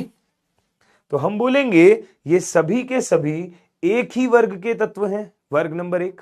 ये सभी के सभी एक ही वर्ग के तत्व हैं, या मैं बेटर भाषा में बोलूं ये सभी के सभी एक ही वर्ग के धनायन हैं, वर्ग नंबर 1। अगर ये सारे एक ही वर्ग के धनायन हैं तो बेटा जी आवेश सेम है, सब कुछ सही है, तो वर्ग में नीचे जाने पर आयनिक त्रिज्या बढ़ेगी, वर्ग में नीचे जाने पर आयनिक त्रिज्या बढ़ेगी। इसी तरह ये सब एक ही वर्ग के ऋणायन हैं तो वर्ग में नीचे जाने पर आयनिक त्रिज्या बढ़ेगी। सही है, ठीक है, बहुत अच्छी बात है। ये चीज हमने कर ली क्लियर। अच्छा जी, ठीक है। अगर ये चीज भी हमने क्लियर कर ली तो अब मैं तुम्हें एक बड़ी अच्छी सी अद्भुत सी चीज और सिखाता हूं, फिर हम इसको कॉपी करेंगे। या चलो पहले से कॉपी कर लो, पहले से कॉपी कर लो। इसका एग्जाम्पल देखना, इसका एग्जाम्पल हो गया आयोडीन का I माइनस जो है वो सबसे बड़े आकार का होगा, फिर आयोडीन परमाणु होगा, फिर आयोडीन का धनायन होगा। ये चीज ध्यान रखिएगा। हाँ जी, इसको नोट करो जल्दी से, कोई दिक्कत है तो बताओ, फिर हम आगे बात करते हैं। इसको नोट करो जल्दी से, कोई दिक्कत है तो बताओ, फिर हम आगे बात करते हैं। जल्दी से बताइए। हाँ जी, यहां तक सब कुछ क्लियर है क्या? यहां तक सब कुछ क्लियर है क्या? आयनिक त्रिज्या का फंडा समझ में आया क्या? यस बेटा, कर लोगे क्वेश्चन? अब एक आखिरी वैरायटी बचती है आयनिक त्रिज्या की, बहुत बढ़िया वैरायटी, उस पे सबसे ज्यादा सवाल आते हैं। इनफैक्ट मैं ये कहूंगा अगर आयनिक त्रिज्या पे सवाल आएगा तो उसी पे आएगा मैक्सिमम केसेस में, उसे भी डिस्कस करते हैं। बट यहां तक बताओ यार, कोई भी बात समझ में आने में दिक्कत है क्या? हाँ जी, कोई दिक्कत है क्या? यस जी, बताना जी, जल्दी जी। यस यस यस, इजी है ना? आसान है, कर लोगे? बढ़िया, ठीक। अगर इसे कर पाएंगे अच्छे से, अगर इसे कर पाएंगे अच्छे से, तो देखो ध्यान से, इसे नोट कर लो। कोई भी दिक्कत है तो बताओ, इसे नोट कर लो जल्दी से, इसे जल्दी से नोट कर लो, फिर हम इस पे और क्वेश्चन करते हैं और अच्छी वैरायटी देखते हैं। जल्दी करिए, इसे नोट, जो जो इंपॉर्टेंट लग रहा है उसको नोट करो, फिर एक अच्छा सवाल करते हैं। जब सारे न्यूट्रल हो तो आयनिक त्रिज्या की बात ही नहीं है ना, वो तो परमाणु त्रिज्या के इतने सवाल करे तो हैं अभी तक, है ना? साइड हो गए बेटा, जल्दी नोट करो। एक बच्चा कह रहा है जब सारे न्यूट्रल हो गए, तो सारे न्यूट्रल हो गए तो वो आयन बचा ही नहीं, फिर तो परमाणु त्रिज्या होगा। परमाणु त्रिज्या हमने देखा हुआ है, राइट? यस, हाँ जी, बताना भाई। हाँ जी, चलो ओके, आगे चले।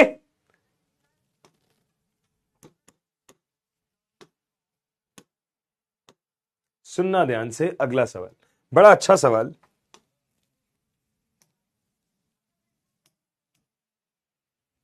मैंने बोला आयनी त्रिज्या का क्रम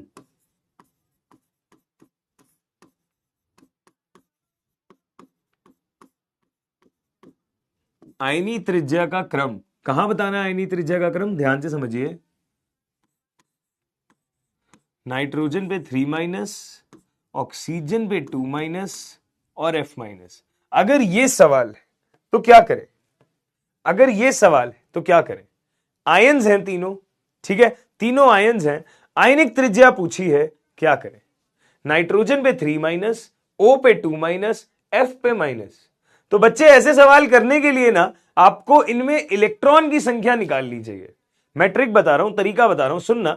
ऐसे सवाल करने के लिए ना इन सभी में इलेक्ट्रॉन की संख्या निकालो। और इलेक्ट्रॉन की संख्या कैसे आती है? इन सब में प्रोटॉन की संख्या आपको पता है, परमाणु क्रमांक, उसमें जो भी आवेश है उसको डायरेक्ट जोड़ दो, जो भी आवेश है उसको डायरेक्ट जोड़ दो। जैसे कि नाइट्रोजन का परमाणु क्रमांक 7 होता है, अगर उसमें आप लोग माइनस आवेश करते हैं तो माइनस ऑफ -3 वैल्यू हो जाएगी 10 इलेक्ट्रॉन। ये फिजिकल में सिखाया जाता है इलेक्ट्रॉन निकालना, ठीक है? अच्छा, अगर मैंने ऑक्साइड आयन में बात करी तो ऑक्सीजन का परमाणु क्रमांक 8 होता है, माइनस कितना आवेश है? -2, तो 8 और 2 कितना हो जाता है? 10 इलेक्ट्रॉन।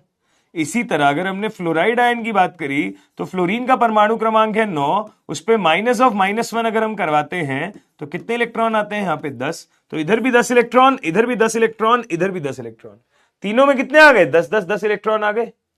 अगर तीनों में 10 इलेक्ट्रॉन आ गए तो हम ये बोलेंगे क्या कि ये तीनों के तीनों कैसे स्पीशीज हैं? प्लीज ध्यान से देखिएगा, ये तीनों के तीनों है बॉस सम इलेक्ट्रॉनीय स्पीशीज। ये तीनों के तीनों है भाई सम इलेक्ट्रॉनीय स्पीशीज। क्या है ये? सम इलेक्ट्रॉनीय स्पीशीज, है ना? इसे इंग्लिश में कहते हैं आइसो इलेक्ट्रॉनिक स्पीशीज।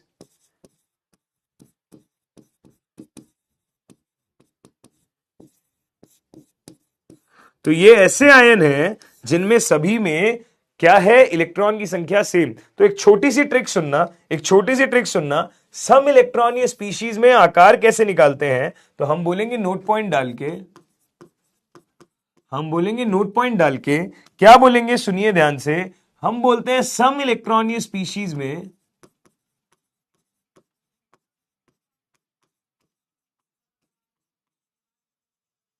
हम बोलेंगे सम इलेक्ट्रॉनीय स्पीशीज में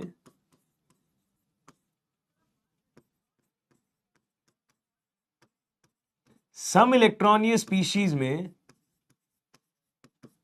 जैसे जैसे परमाणु क्रमांक बढ़ता है, सम इलेक्ट्रॉनीय स्पीशी में जैसे जैसे परमाणु क्रमांक बढ़ता है, आयनी त्रिज्या घटती है। जैसे जैसे परमाणु क्रमांक बढ़ता है, आयनी त्रिज्या घटती है। That's it. चाहे धनायन हो चाहे ऋणायन हो, अगर सम इलेक्ट्रॉनीय स्पीशी है तो यह रूल चलेगा और कुछ भी नहीं चलेगा। जैसे जैसे परमाणु क्रमांक बढ़ता है, आयनी त्रिज्या घटती है। ध्यान से देख लो, जैसे कि अब मेरे को अब ये वाला क्वेश्चन करना है, तो हम बोलेंगे नाइट्रोजन का परमाणु क्रमांक है 7, ऑक्सीजन का परमाणु क्रमांक है 8, फ्लोरीन का परमाणु क्रमांक है 9। जैसे जैसे परमाणु क्रमांक बढ़ता है, आयनी त्रिज्या घटती है, तो हमारा ऑर्डर हो जाएगा सबसे ज्यादा ये, फिर ये और फिर ये। देखिए ध्यान से, ये हो गया हमारा आयनी त्रिज्या का क्रम। ध्यान से देखो, कोई दिक्कत है तो बताओ। यस, नहीं, गैलियम वाला रूल सिर्फ 13वें ग्रुप में लगेगा और आगे नहीं लगेगा। अभिषेक यादव, आगे नहीं लगेगा। ठीक है, ध्यान से देखिए, ये चीज समझ में आई क्या। जैसे जैसे परमाणु क्रमांक बढ़ता है, आयनी त्रिज्या का मान जो है वो क्या होता है, घटता है। सही है, ओके, बढ़िया, आगे चले। ठीक है जी, ध्यान से देखना अगला एग्जाम्पल। हमने बोला Na plus Mg+2 Al+3 Si+4 आयनिक त्रिज्या का क्रम।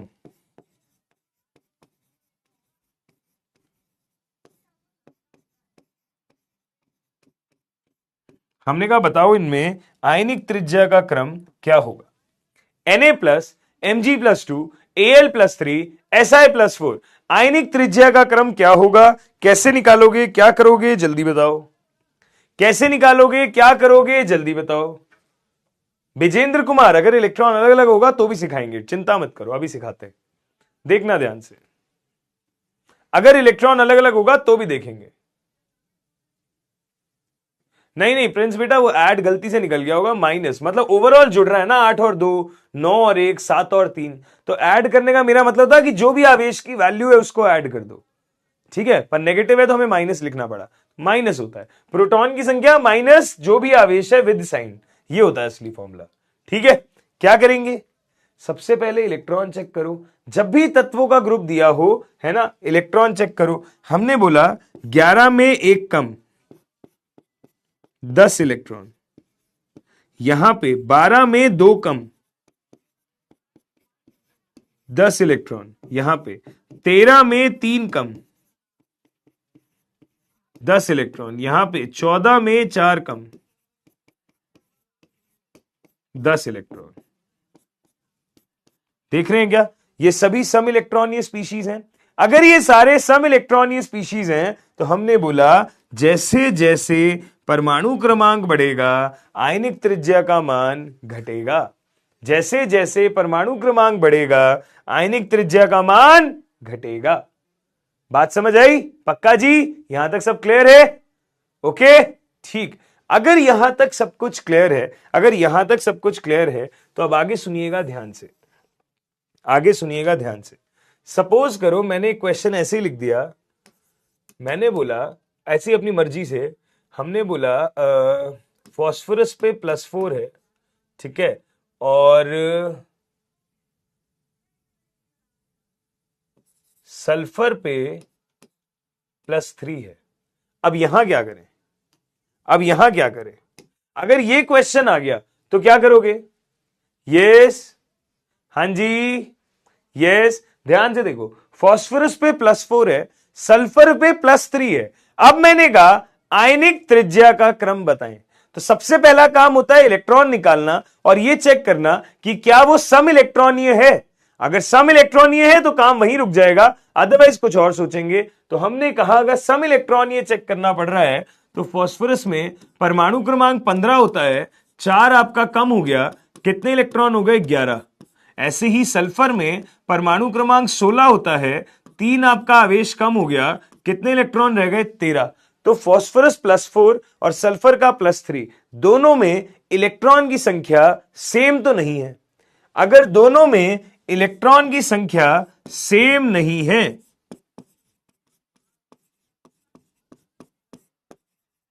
इलेक्ट्रॉन की संख्या सेम नहीं है, अगर इलेक्ट्रॉन की संख्या सेम नहीं है तो इसका क्या मतलब है दोस्त? इसका मतलब यह है भाई, क्योंकि इलेक्ट्रॉन की संख्या सेम नहीं है तो इसका मतलब यह हो जाता है कि अब यहां पे आयनिक त्रिज्या का क्रम कैसे निकलेगा?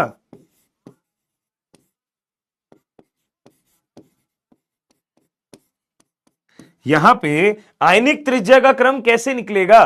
तो बेटा जी यहां पे आयनिक त्रिज्या का क्रम निकालने के लिए एक रूल है, ध्यान से सुनना। आप Z/E का अनुपात निकालो और वो जो भी होगा वो साइज के व्युत्क्रमानुपाती होगा। Z/E का जो भी मान होगा वो आयनिक साइज के व्युत्क्रमानुपाती होगा। ध्यान से देखें, Z/E का जो मान है वो आयनिक साइज के व्युत्क्रमानुपाती होगा। ठीक है, Z/E का जो मान है वो आयनिक आकार के, आयनिक त्रिज्या के व्युत्क्रमानुपाती हो जाएगा। सही है जी। मतलब अगर देखो मैं इसको सही से सॉल्व करके दिखाऊं तो मैंने बोला फास्फोरस का +4 है, सल्फर पे +3 है, तो यहां पे अगर Z/E का मान देखा जाए तो फास्फोरस के लिए Z का मान 15 है, इलेक्ट्रॉन की संख्या 11 है। अगर मैं सल्फर के लिए Z/E का मान देखूं तो सल्फर के लिए Z का मान 16 है, इलेक्ट्रॉन का मान 13 है। तो यहां देखो 15/11 क्या आ रहा है? 15/11 क्या आ रहा है? 11 1 जा 11, 4 0, 11 3 जा 33, 7 0, 11 6 जा 66। ये कोई वैल्यू आ रही है, ठीक है, ऐसी वैल्यू आ रही है। जबकि यहां अगर बात करोगे 13 1 जा 13, 3 0, 13 2 जा 26, 4 0, 13 3 जा 39, तो ये वैल्यू है 1.36, ये वैल्यू है 1.23। तो अगर आप Z/E कंपेयर करते हैं, अगर आप Z/E कंपेयर करते हैं तो हम बोलेंगे फास्फोरस +4 जो है उसके लिए Z/E ज्यादा है, सल्फर +3 के लिए कम है। तो हम आकार का क्रम क्या बोलेंगे? तो हम आकार का क्रम क्या बोलेंगे? सल्फर +3 का आकार ज्यादा है फास्फोरस +4 से। सल्फर +3 का आकार ज्यादा है फास्फोरस +4 से। देखिए ध्यान से, यहां तक सब कुछ क्लियर है क्या? यहां तक सब कुछ क्लियर है क्या? हां जी बताओ भाई, यहां तक बात समझ आई क्या? तो Z/E निकाल दो। अब तुम कहोगे सर आप तो नई नई बात बता रहे हो, ये Z/E वाला फंडा आपने यही क्यों बताया, आप यहां क्यों नहीं लगा सकते थे? तो बेटा यहां भी लगा सकते थे। देखो कैसे लगा सकते थे, मैं आपको बताऊं जरा, मैं आपको बताऊं जरा क्या बोल रहा हूं मैं। प्लीज सुनना मेरी बात को, प्लीज सुनना मेरी बात को। हम बोलेंगे कि अगर मैंने ये वाला एग्जाम्पल लिया था, N पे 3 O पे 2 F पे माइनस, अगर मैंने ये वाला एग्जाम्पल लिया था तो मैंने यहां पे क्या किया, Z/E निकालने की कोशिश करी। तो बेटा जी यहां भी 10 इलेक्ट्रॉन, यहां भी 10 इलेक्ट्रॉन, यहां भी 10 इलेक्ट्रॉन। तो क्योंकि इलेक्ट्रॉन की संख्या सेम थी तो अगर मैं Z/E निकालने की कोशिश करूंगा तो नाइट्रोजन के लिए वैल्यू आएगी 7/10, ऑक्सीजन के लिए वैल्यू आएगी 8/10, फ्लोरीन के लिए वैल्यू आएगी 9/10। अब यहां वो रूल लगा लो, Z/E सबसे ज्यादा इसका है फिर इसका है, तो आकार का क्रम क्या होता है? Z/E का उल्टा। तो सिंपल सी बात है,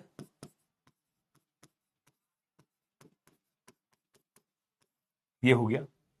देखो यहां भी वो रूल लागू है, यहां भी वो रूल लागू है कि जो Z/E है ये आयनिक आकार के व्युत्क्रम है।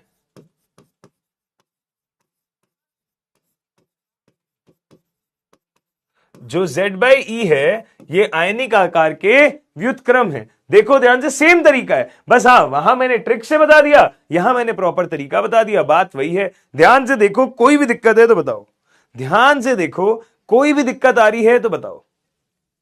यस, ध्यान से देखिए, कोई भी चीज समझ में नहीं आ रही है तो प्लीज बताएं। आओ भाई डाउट्स देखें जरा, जनता क्यों परेशान है। सर पूरा दाल भात जैसा मिक्स हो गया। अच्छा बेटा, अगर दाल भात जैसा मिक्स हो गया तो दाल भात को खा लो फिर नमक डाल के, है फ्लेवर आएगा, फ्लेवर आएगा तो मजा आएगा। ऐसे तुम दुनिया का कोई भी सवाल ले लो। दीपांशु पाल ने एक बड़ा अच्छा सवाल बोला है, दीपांशु पाल ने एक बड़ा अच्छा सवाल बोला है, सुनना ध्यान से, हम करेंगे उसको डिस्कस। दीपांशु पाल ने बोला सल्फर पे +6 और क्लोरीन पे +7 आयनिक त्रिज्या बतानी है। क्या करेंगे, इलेक्ट्रॉन का मान निकाल देंगे। सल्फर का परमाणु क्रमांक होता है 16, तो इलेक्ट्रॉन की संख्या हो गई 16 - 6 यानी कि 10। ऐसे ही क्लोरीन का परमाणु क्रमांक होता है 17, तो इलेक्ट्रॉन की संख्या हो गई 17 - 7 यानी कि 10। अब दोनों में 10-10 इलेक्ट्रॉन है, तो सम इलेक्ट्रॉन ये है और सम इलेक्ट्रॉन ये है, तो सिंपल सी बात है, जिसका परमाणु क्रमांक छोटा उसकी त्रिज्या ज्यादा, जिसका परमाणु क्रमांक कम उसकी त्रिज्या ज्यादा। That's it, simple. Deepanshu Pal देखो भाई, समझ में आया क्या, समझ में आया क्या, पक्का जी, कोई दिक्कत, आगे बढ़े। चलिए जी आगे बात करते हैं। अगर आगे बात करें तो हम डाउट देख रहे थे जनता के, हम डाउट देख रहे थे जनता के।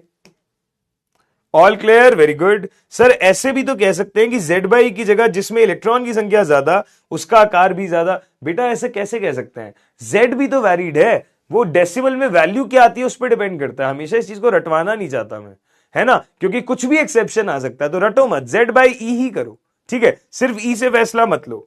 वो जब लेते जब Z कॉमन होता, पर वो है नहीं, वो चीज फिर समस्थानिकों में आ जाएगी, है ना। ठीक है, एनसीईआरटी कैसे करूं बेटा, पढ़ के कर यार, ये मैं कैसे बताऊं। इसका तो चार्ज वाले से भी वही आ रहा है।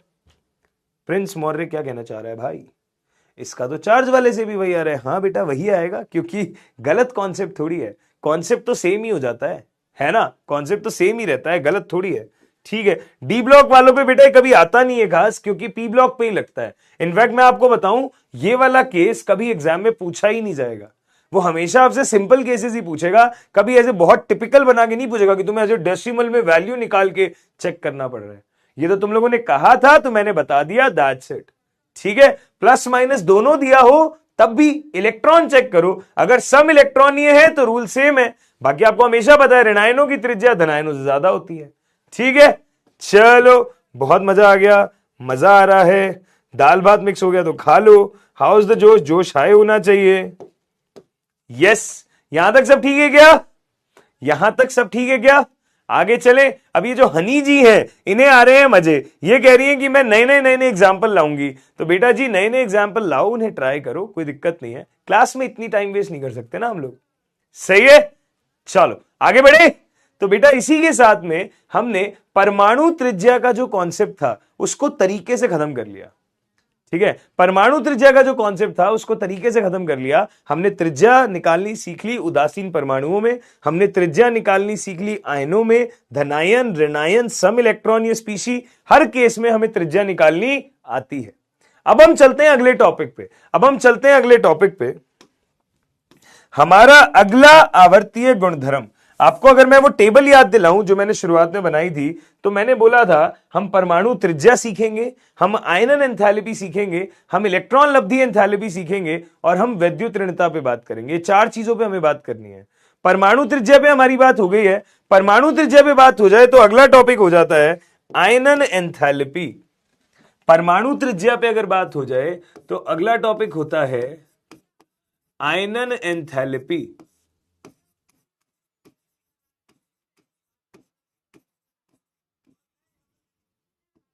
आयनन एंथैल्पी जिसे हम इंग्लिश में कहते हैं आयनाइजेशन एंथैल्पी।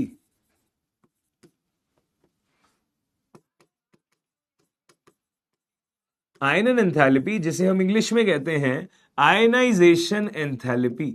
ठीक है, यह है हमारा अगला आवर्तीय गुणधर्म।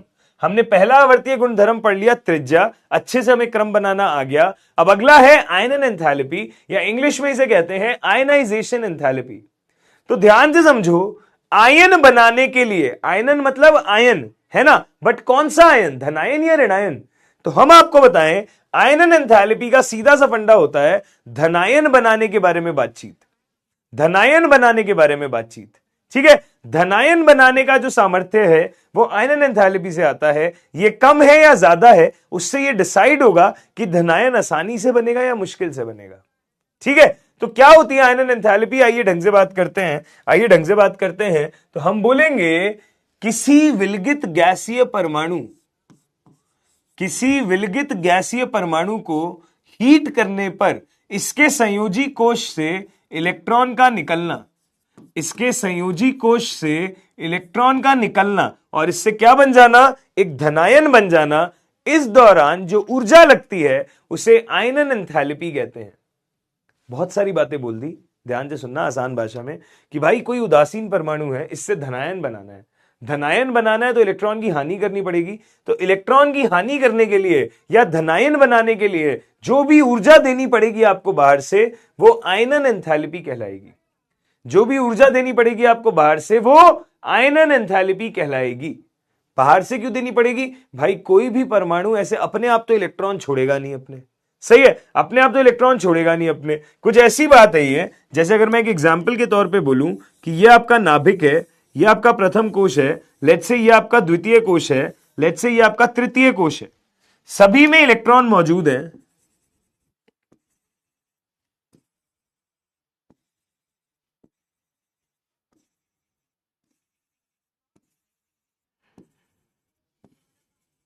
सभी में इलेक्ट्रॉन मौजूद हैं, लेट्स से ये सेटअप है। अब भाई मुझे क्या करना है, अगर मैंने इसको हीट किया, अगर मैं इसे गर्म करूंगा, हीट करूंगा, टेम्परेचर दूंगा, तो क्या होगा, इलेक्ट्रॉन्स थोड़े लूज होंगे और संयोजी कोश का इलेक्ट्रॉन निकल जाएगा। अगर एक इलेक्ट्रॉन निकल जाएगा तो आप फाइनली कौन सी स्थिति में आ जाएंगे, हम आ जाएंगे इस स्थिति में कि ये आपका नाभिक है, ये आपका प्रथम कोश है, ये आपका द्वितीय कोश है, दैट्स इट। यहां पे आ गए आपके 2 इलेक्ट्रॉन और इसमें आ गए आपके 8 इलेक्ट्रॉन्स।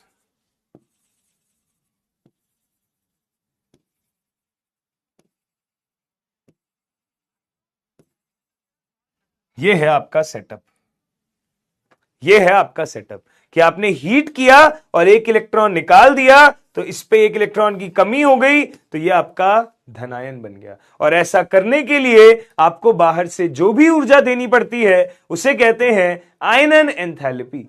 ऐसा करने के लिए आपको बाहर से जो भी ऊर्जा देनी पड़ती है उसे हम क्या कहते हैं, आयनन एंथैल्पी। तो किसी भी विलगित गैसीय परमाणु के संयोजी कोश से इलेक्ट्रॉन निकालने के लिए जो भी बाहरी ऊर्जा दी जाती है उस ऊर्जा का मान आयनन एंथैल्पी होता है। या हम ये भी कह देते हैं जो भी ऊर्जा अवशोषित होती है, क्योंकि जो ऊर्जा बाहर से देते हो ना तो ये तत्व उसका अवशोषण करेगा, तभी तो इलेक्ट्रॉन निकालेगा। सही है, तो हम इसकी डेफिनेशन लिखते हैं, हम इसकी डेफिनेशन लिखते हैं, हम बोलेंगे किसी विलगित गैसीय परमाणु को, किसी विलगित गैसीय परमाणु को, किसी विलगित गैसीय परमाणु के संयोजी कोश से, किसी विलगित गैसीय परमाणु के संयोजी कोश से इलेक्ट्रॉन निकालने में, किसी विलगित गैसीय परमाणु के संयोजी कोश से इलेक्ट्रॉन निकालने में जो ऊर्जा अवशोषित होती है,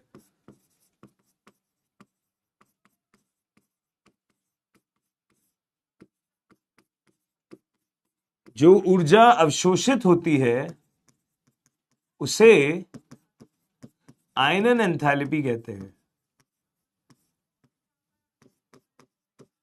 अब भैया इलेक्ट्रॉन निकलेगा तो धनायन बनेगा,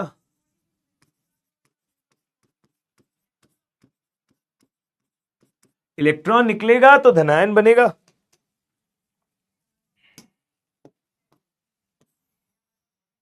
अगर इलेक्ट्रॉन निकलेगा तो धनायन बनेगा, इलेक्ट्रॉन निकलेगा तो धनायन बनेगा। तो ध्यान से देखना, यह है आपका एक गैसीय परमाणु, आपने इससे धनायन बनाया और 1 इलेक्ट्रॉन की क्या करी, हानि।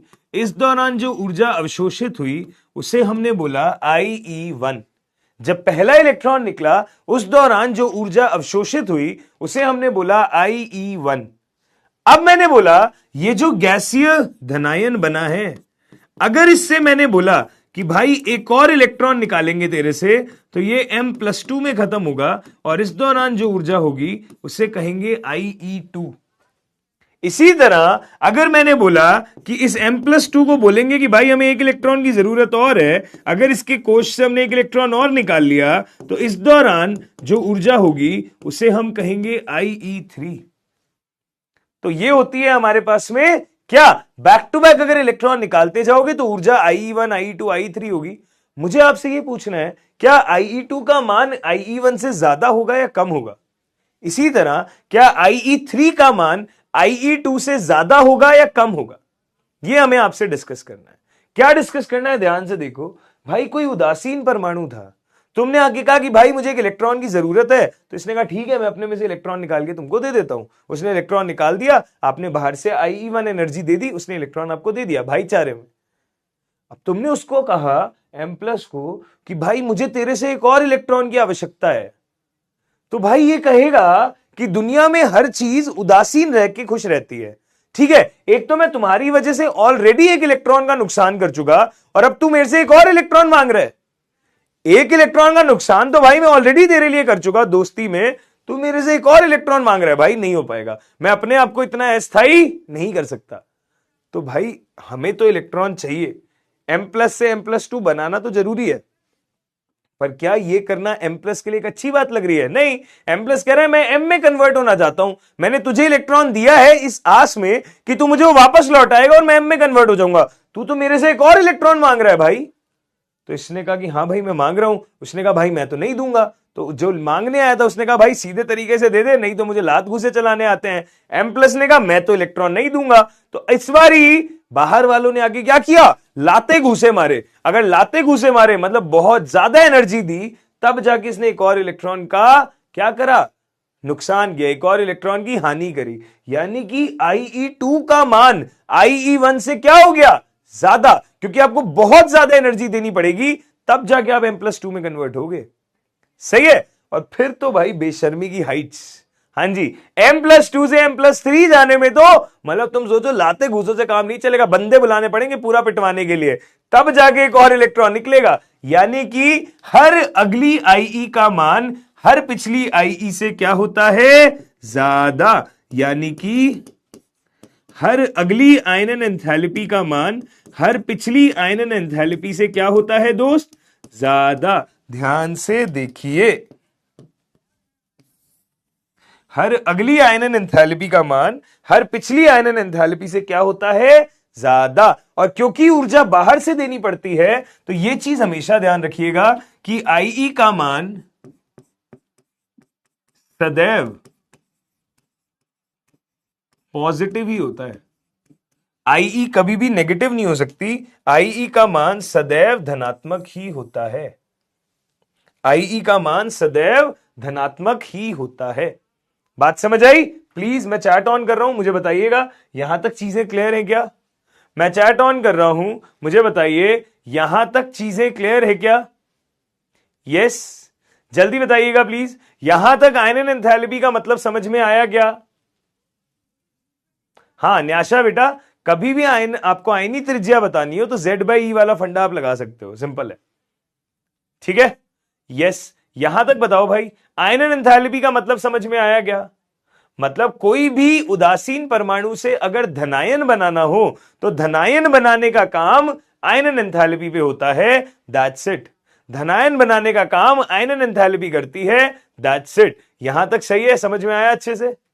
यहां तक क्लियर है भाई? बढ़िया से कर लेंगे, ठीक है। अच्छा, अगर ये चीज समझ आई तो इसको बहुत डीप में पढ़ना पड़ता है, इसको बहुत डीप में पढ़ना पड़ता है कि भैया कैसे आयनन एंथैल्पी के सवाल आएंगे, कैसे आयनन एंथैल्पी को हैंडल किया जाएगा, तो हम डिटेल में तो नेक्स्ट क्लास में पढ़ेंगे। हम एक छोटी सी बात और कर लेते हैं अभी, एक छोटी सी बात और कर लेते हैं अभी, प्लीज ध्यान से देखिएगा। वीडियो कॉल करेंगे बेटा 1-2 दिन में, अभी रुक जाओ एक बार। एक छोटी सी बात और कर लेते हैं, ट्रेंड्स। जैसे परमाणु त्रिज्या के ट्रेंड्स देखे थे ना, वैसे इसके भी ट्रेंड्स देखने हमको। सुनना ध्यान से, आयनन एंथैल्पी के ट्रेंड्स। आवर्त सारणी में वर्ग में क्या प्रभाव पड़ता है, आवर्त में क्या प्रभाव पड़ता है, तो ध्यान से समझिएगा। वर्ग में ऊपर से नीचे जाने पर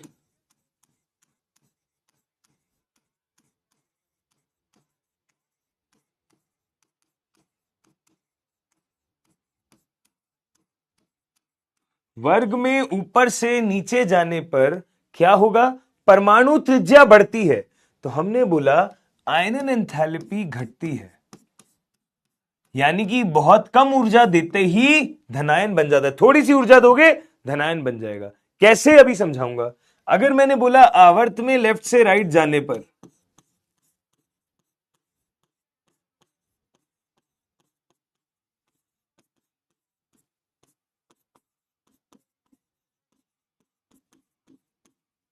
अगर आवर्त में लेफ्ट से राइट जाना है तो आयनन एंथैल्पी का मान बढ़ेगा, आयनन एंथैल्पी का मान बढ़ेगा।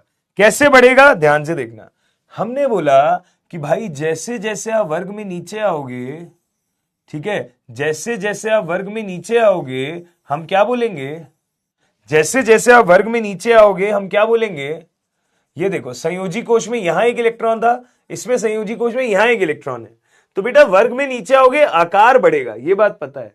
अगर आकार बढ़ेगा तो मैं बोलूं नाभिक और संयोजी कोश के इलेक्ट्रॉन के बीच की दूरी बढ़ेगी, नाभिक और संयोजी कोश के इलेक्ट्रॉन के बीच की दूरी बढ़ेगी।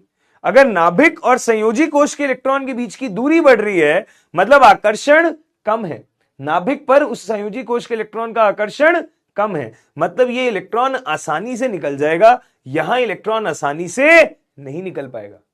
राइट, ये जो इलेक्ट्रॉन है नाभिक से दूर है मतलब आसानी से निकल जाएगा। अगर आसानी से निकल जाएगा मतलब थोड़ी सी एनर्जी दोगे और ये इलेक्ट्रॉन फुर, वहां ज्यादा एनर्जी दोगे तब इलेक्ट्रॉन नाभिक के आकर्षण को छोड़ के आएगा। तो इसलिए हमने बोला जैसे जैसे नीचे आते हैं नाभिक और संयोजी कोश के बीच की दूरी बढ़ती जाती है तो थोड़ी सी ऊर्जा देने पर भी संयोजी कोश का इलेक्ट्रॉन निकल जाता है, जबकि ऐसा ऊपर वाले तत्वों में नहीं होता वर्ग के। सही है, तो ये बात तो समझ में आ गई। अब आवर्त की बात करते हैं। आवर्त में लेफ्ट से राइट जाने पे क्या होता है, आवर्त में क्या है, कोश तो सेम रहता है, आवर्त में क्या है, कोश तो सेम रहते हैं परंतु इलेक्ट्रॉन की संख्या बढ़ती जाती है ना, क्योंकि जेड इफेक्टिव बढ़ता जाता है। तो बेटा अगर इलेक्ट्रॉन की संख्या बढ़ती जा रही है, जेड इफेक्टिव बढ़ता जा रहा है, यानी कि संयोजी कोश में जितने ज्यादा इलेक्ट्रॉन होते जा रहे हैं वो उतना ज्यादा नाभिक से आकर्षित होते जा रहे हैं। इसलिए तो परमाणु त्रिज्या घट रही है, क्योंकि जितने ज्यादा संयोजी कोश में इलेक्ट्रॉन हो रहे हैं उतना ज्यादा वो नाभिक से आकर्षित हो रहे हैं, और जितना ज्यादा नाभिक से आकर्षण होगा उस इलेक्ट्रॉन को निकालना हमारे लिए क्या होगा, उतना मुश्किल होगा, क्योंकि वो नाभिक को छोड़ के जाएगा ही नहीं। तो लेफ्ट से राइट जाने पे जेड इफेक्टिव बढ़ रहा है मतलब नाभिक से आकर्षण बढ़ रहा है संयोजी कोश के इलेक्ट्रॉन का, तो आप हीट करोगे तो वो आसानी से इलेक्ट्रॉन छोड़ के नहीं जाएगा। अगर आसानी से नहीं जाएगा इसका मतलब आयनन एंथैल्पी ज्यादा देनी पड़ेगी, आपको ज्यादा ऊर्जा देनी पड़ेगी, तब जाके आपका काम बनेगा। यानी कि हमें यहां से ये समझ में आया कि आयनन एंथैल्पी का जो मान है वो जेड इफेक्टिव के क्या हो गया, समानुपाती। आयनन एंथैल्पी का जो मान है वो प्रभावी नाभिकीय आवेश के क्या हो गया, समानुपाती। जेड इफेक्टिव बढ़ेगा तो आयनाइजेशन एंथैल्पी बढ़ेगी। बताना भाई ये चीज समझ में आई क्या, बताना ये चीज समझ में आई क्या। आवर्त में जितना जितना नीचे जाते जाते हैं, आवर्त में जैसे जैसे नीचे जाते हैं परमाणु का आकार बढ़ता है, यानी कि नाभिक से दूरी बढ़ती है, तो आयनाइजेशन एंथैल्पी घटती है, कम मान की जरूरत होती है। जब आवर्त में लेफ्ट से राइट जाते हैं तो आयनाइजेशन एंथैल्पी बढ़ती है। सही है क्या, बात समझ आई क्या भैया, कोई दिक्कत, कोई समस्या, कोई परेशानी, क्लियर है। तो एक पोल करते हैं, आज की क्लास में एक भी पोल नहीं चलाया हमने। तो भाई बताओ कितने बच्चों को आज के लेक्चर में मजा आ गया, जल्दी बताएं प्लीज, कितने बच्चों को आज के लेक्चर में बिल्कुल बढ़िया तरीके से मजा आ गया।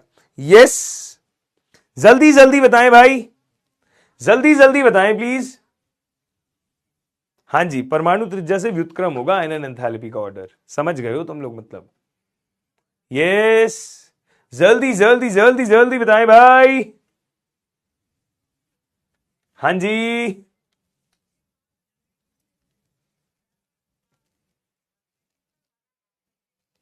यहां तक चीजें ठीक है क्या,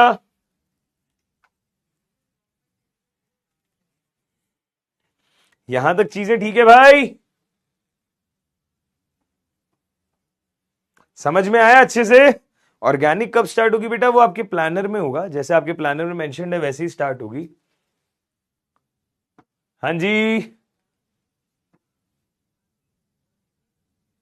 अगली क्लास में आयनन एंथैल्पी के पूरे ऑर्डर सीखेंगे, ठीक है? आयनन एंथैल्पी को ढंग से करेंगे, आयनन एंथैल्पी के बढ़िया बढ़िया सवाल करेंगे, टॉपिक को खत्म करेंगे। फिर उसकी अगली क्लास में इलेक्ट्रॉन लब्धि एंथैल्पी पढ़ेंगे, वो छोटा टॉपिक है। फिर वैद्युत ऋणता, और फिर चैप्टर ऑलमोस्ट खत्म ही हो जाता है। इसमें एक्सेप्शंस होते हैं, क्या होते हैं सब सीखेंगे अगली क्लास में ढंग से। तब तक के लिए थैंक यू सो मच है भाई। 94% बच्चे कह रहे हैं मजा आ गया। बहुत सही, बहुत सही, बहुत ही शानदार, बहुत ही बढ़िया। तो भैया आपका होमवर्क है डीपीपी करना, जो आज दी है आपको। मॉड्यूल का होमवर्क मैं नेक्स्ट क्लास से शुरू करूंगा। नोट्स रिवाइज करिएगा, ठीक है जी? तो आज के लिए क्लास को यहीं पे रोकते हैं। Thank you so much, take care, bye bye.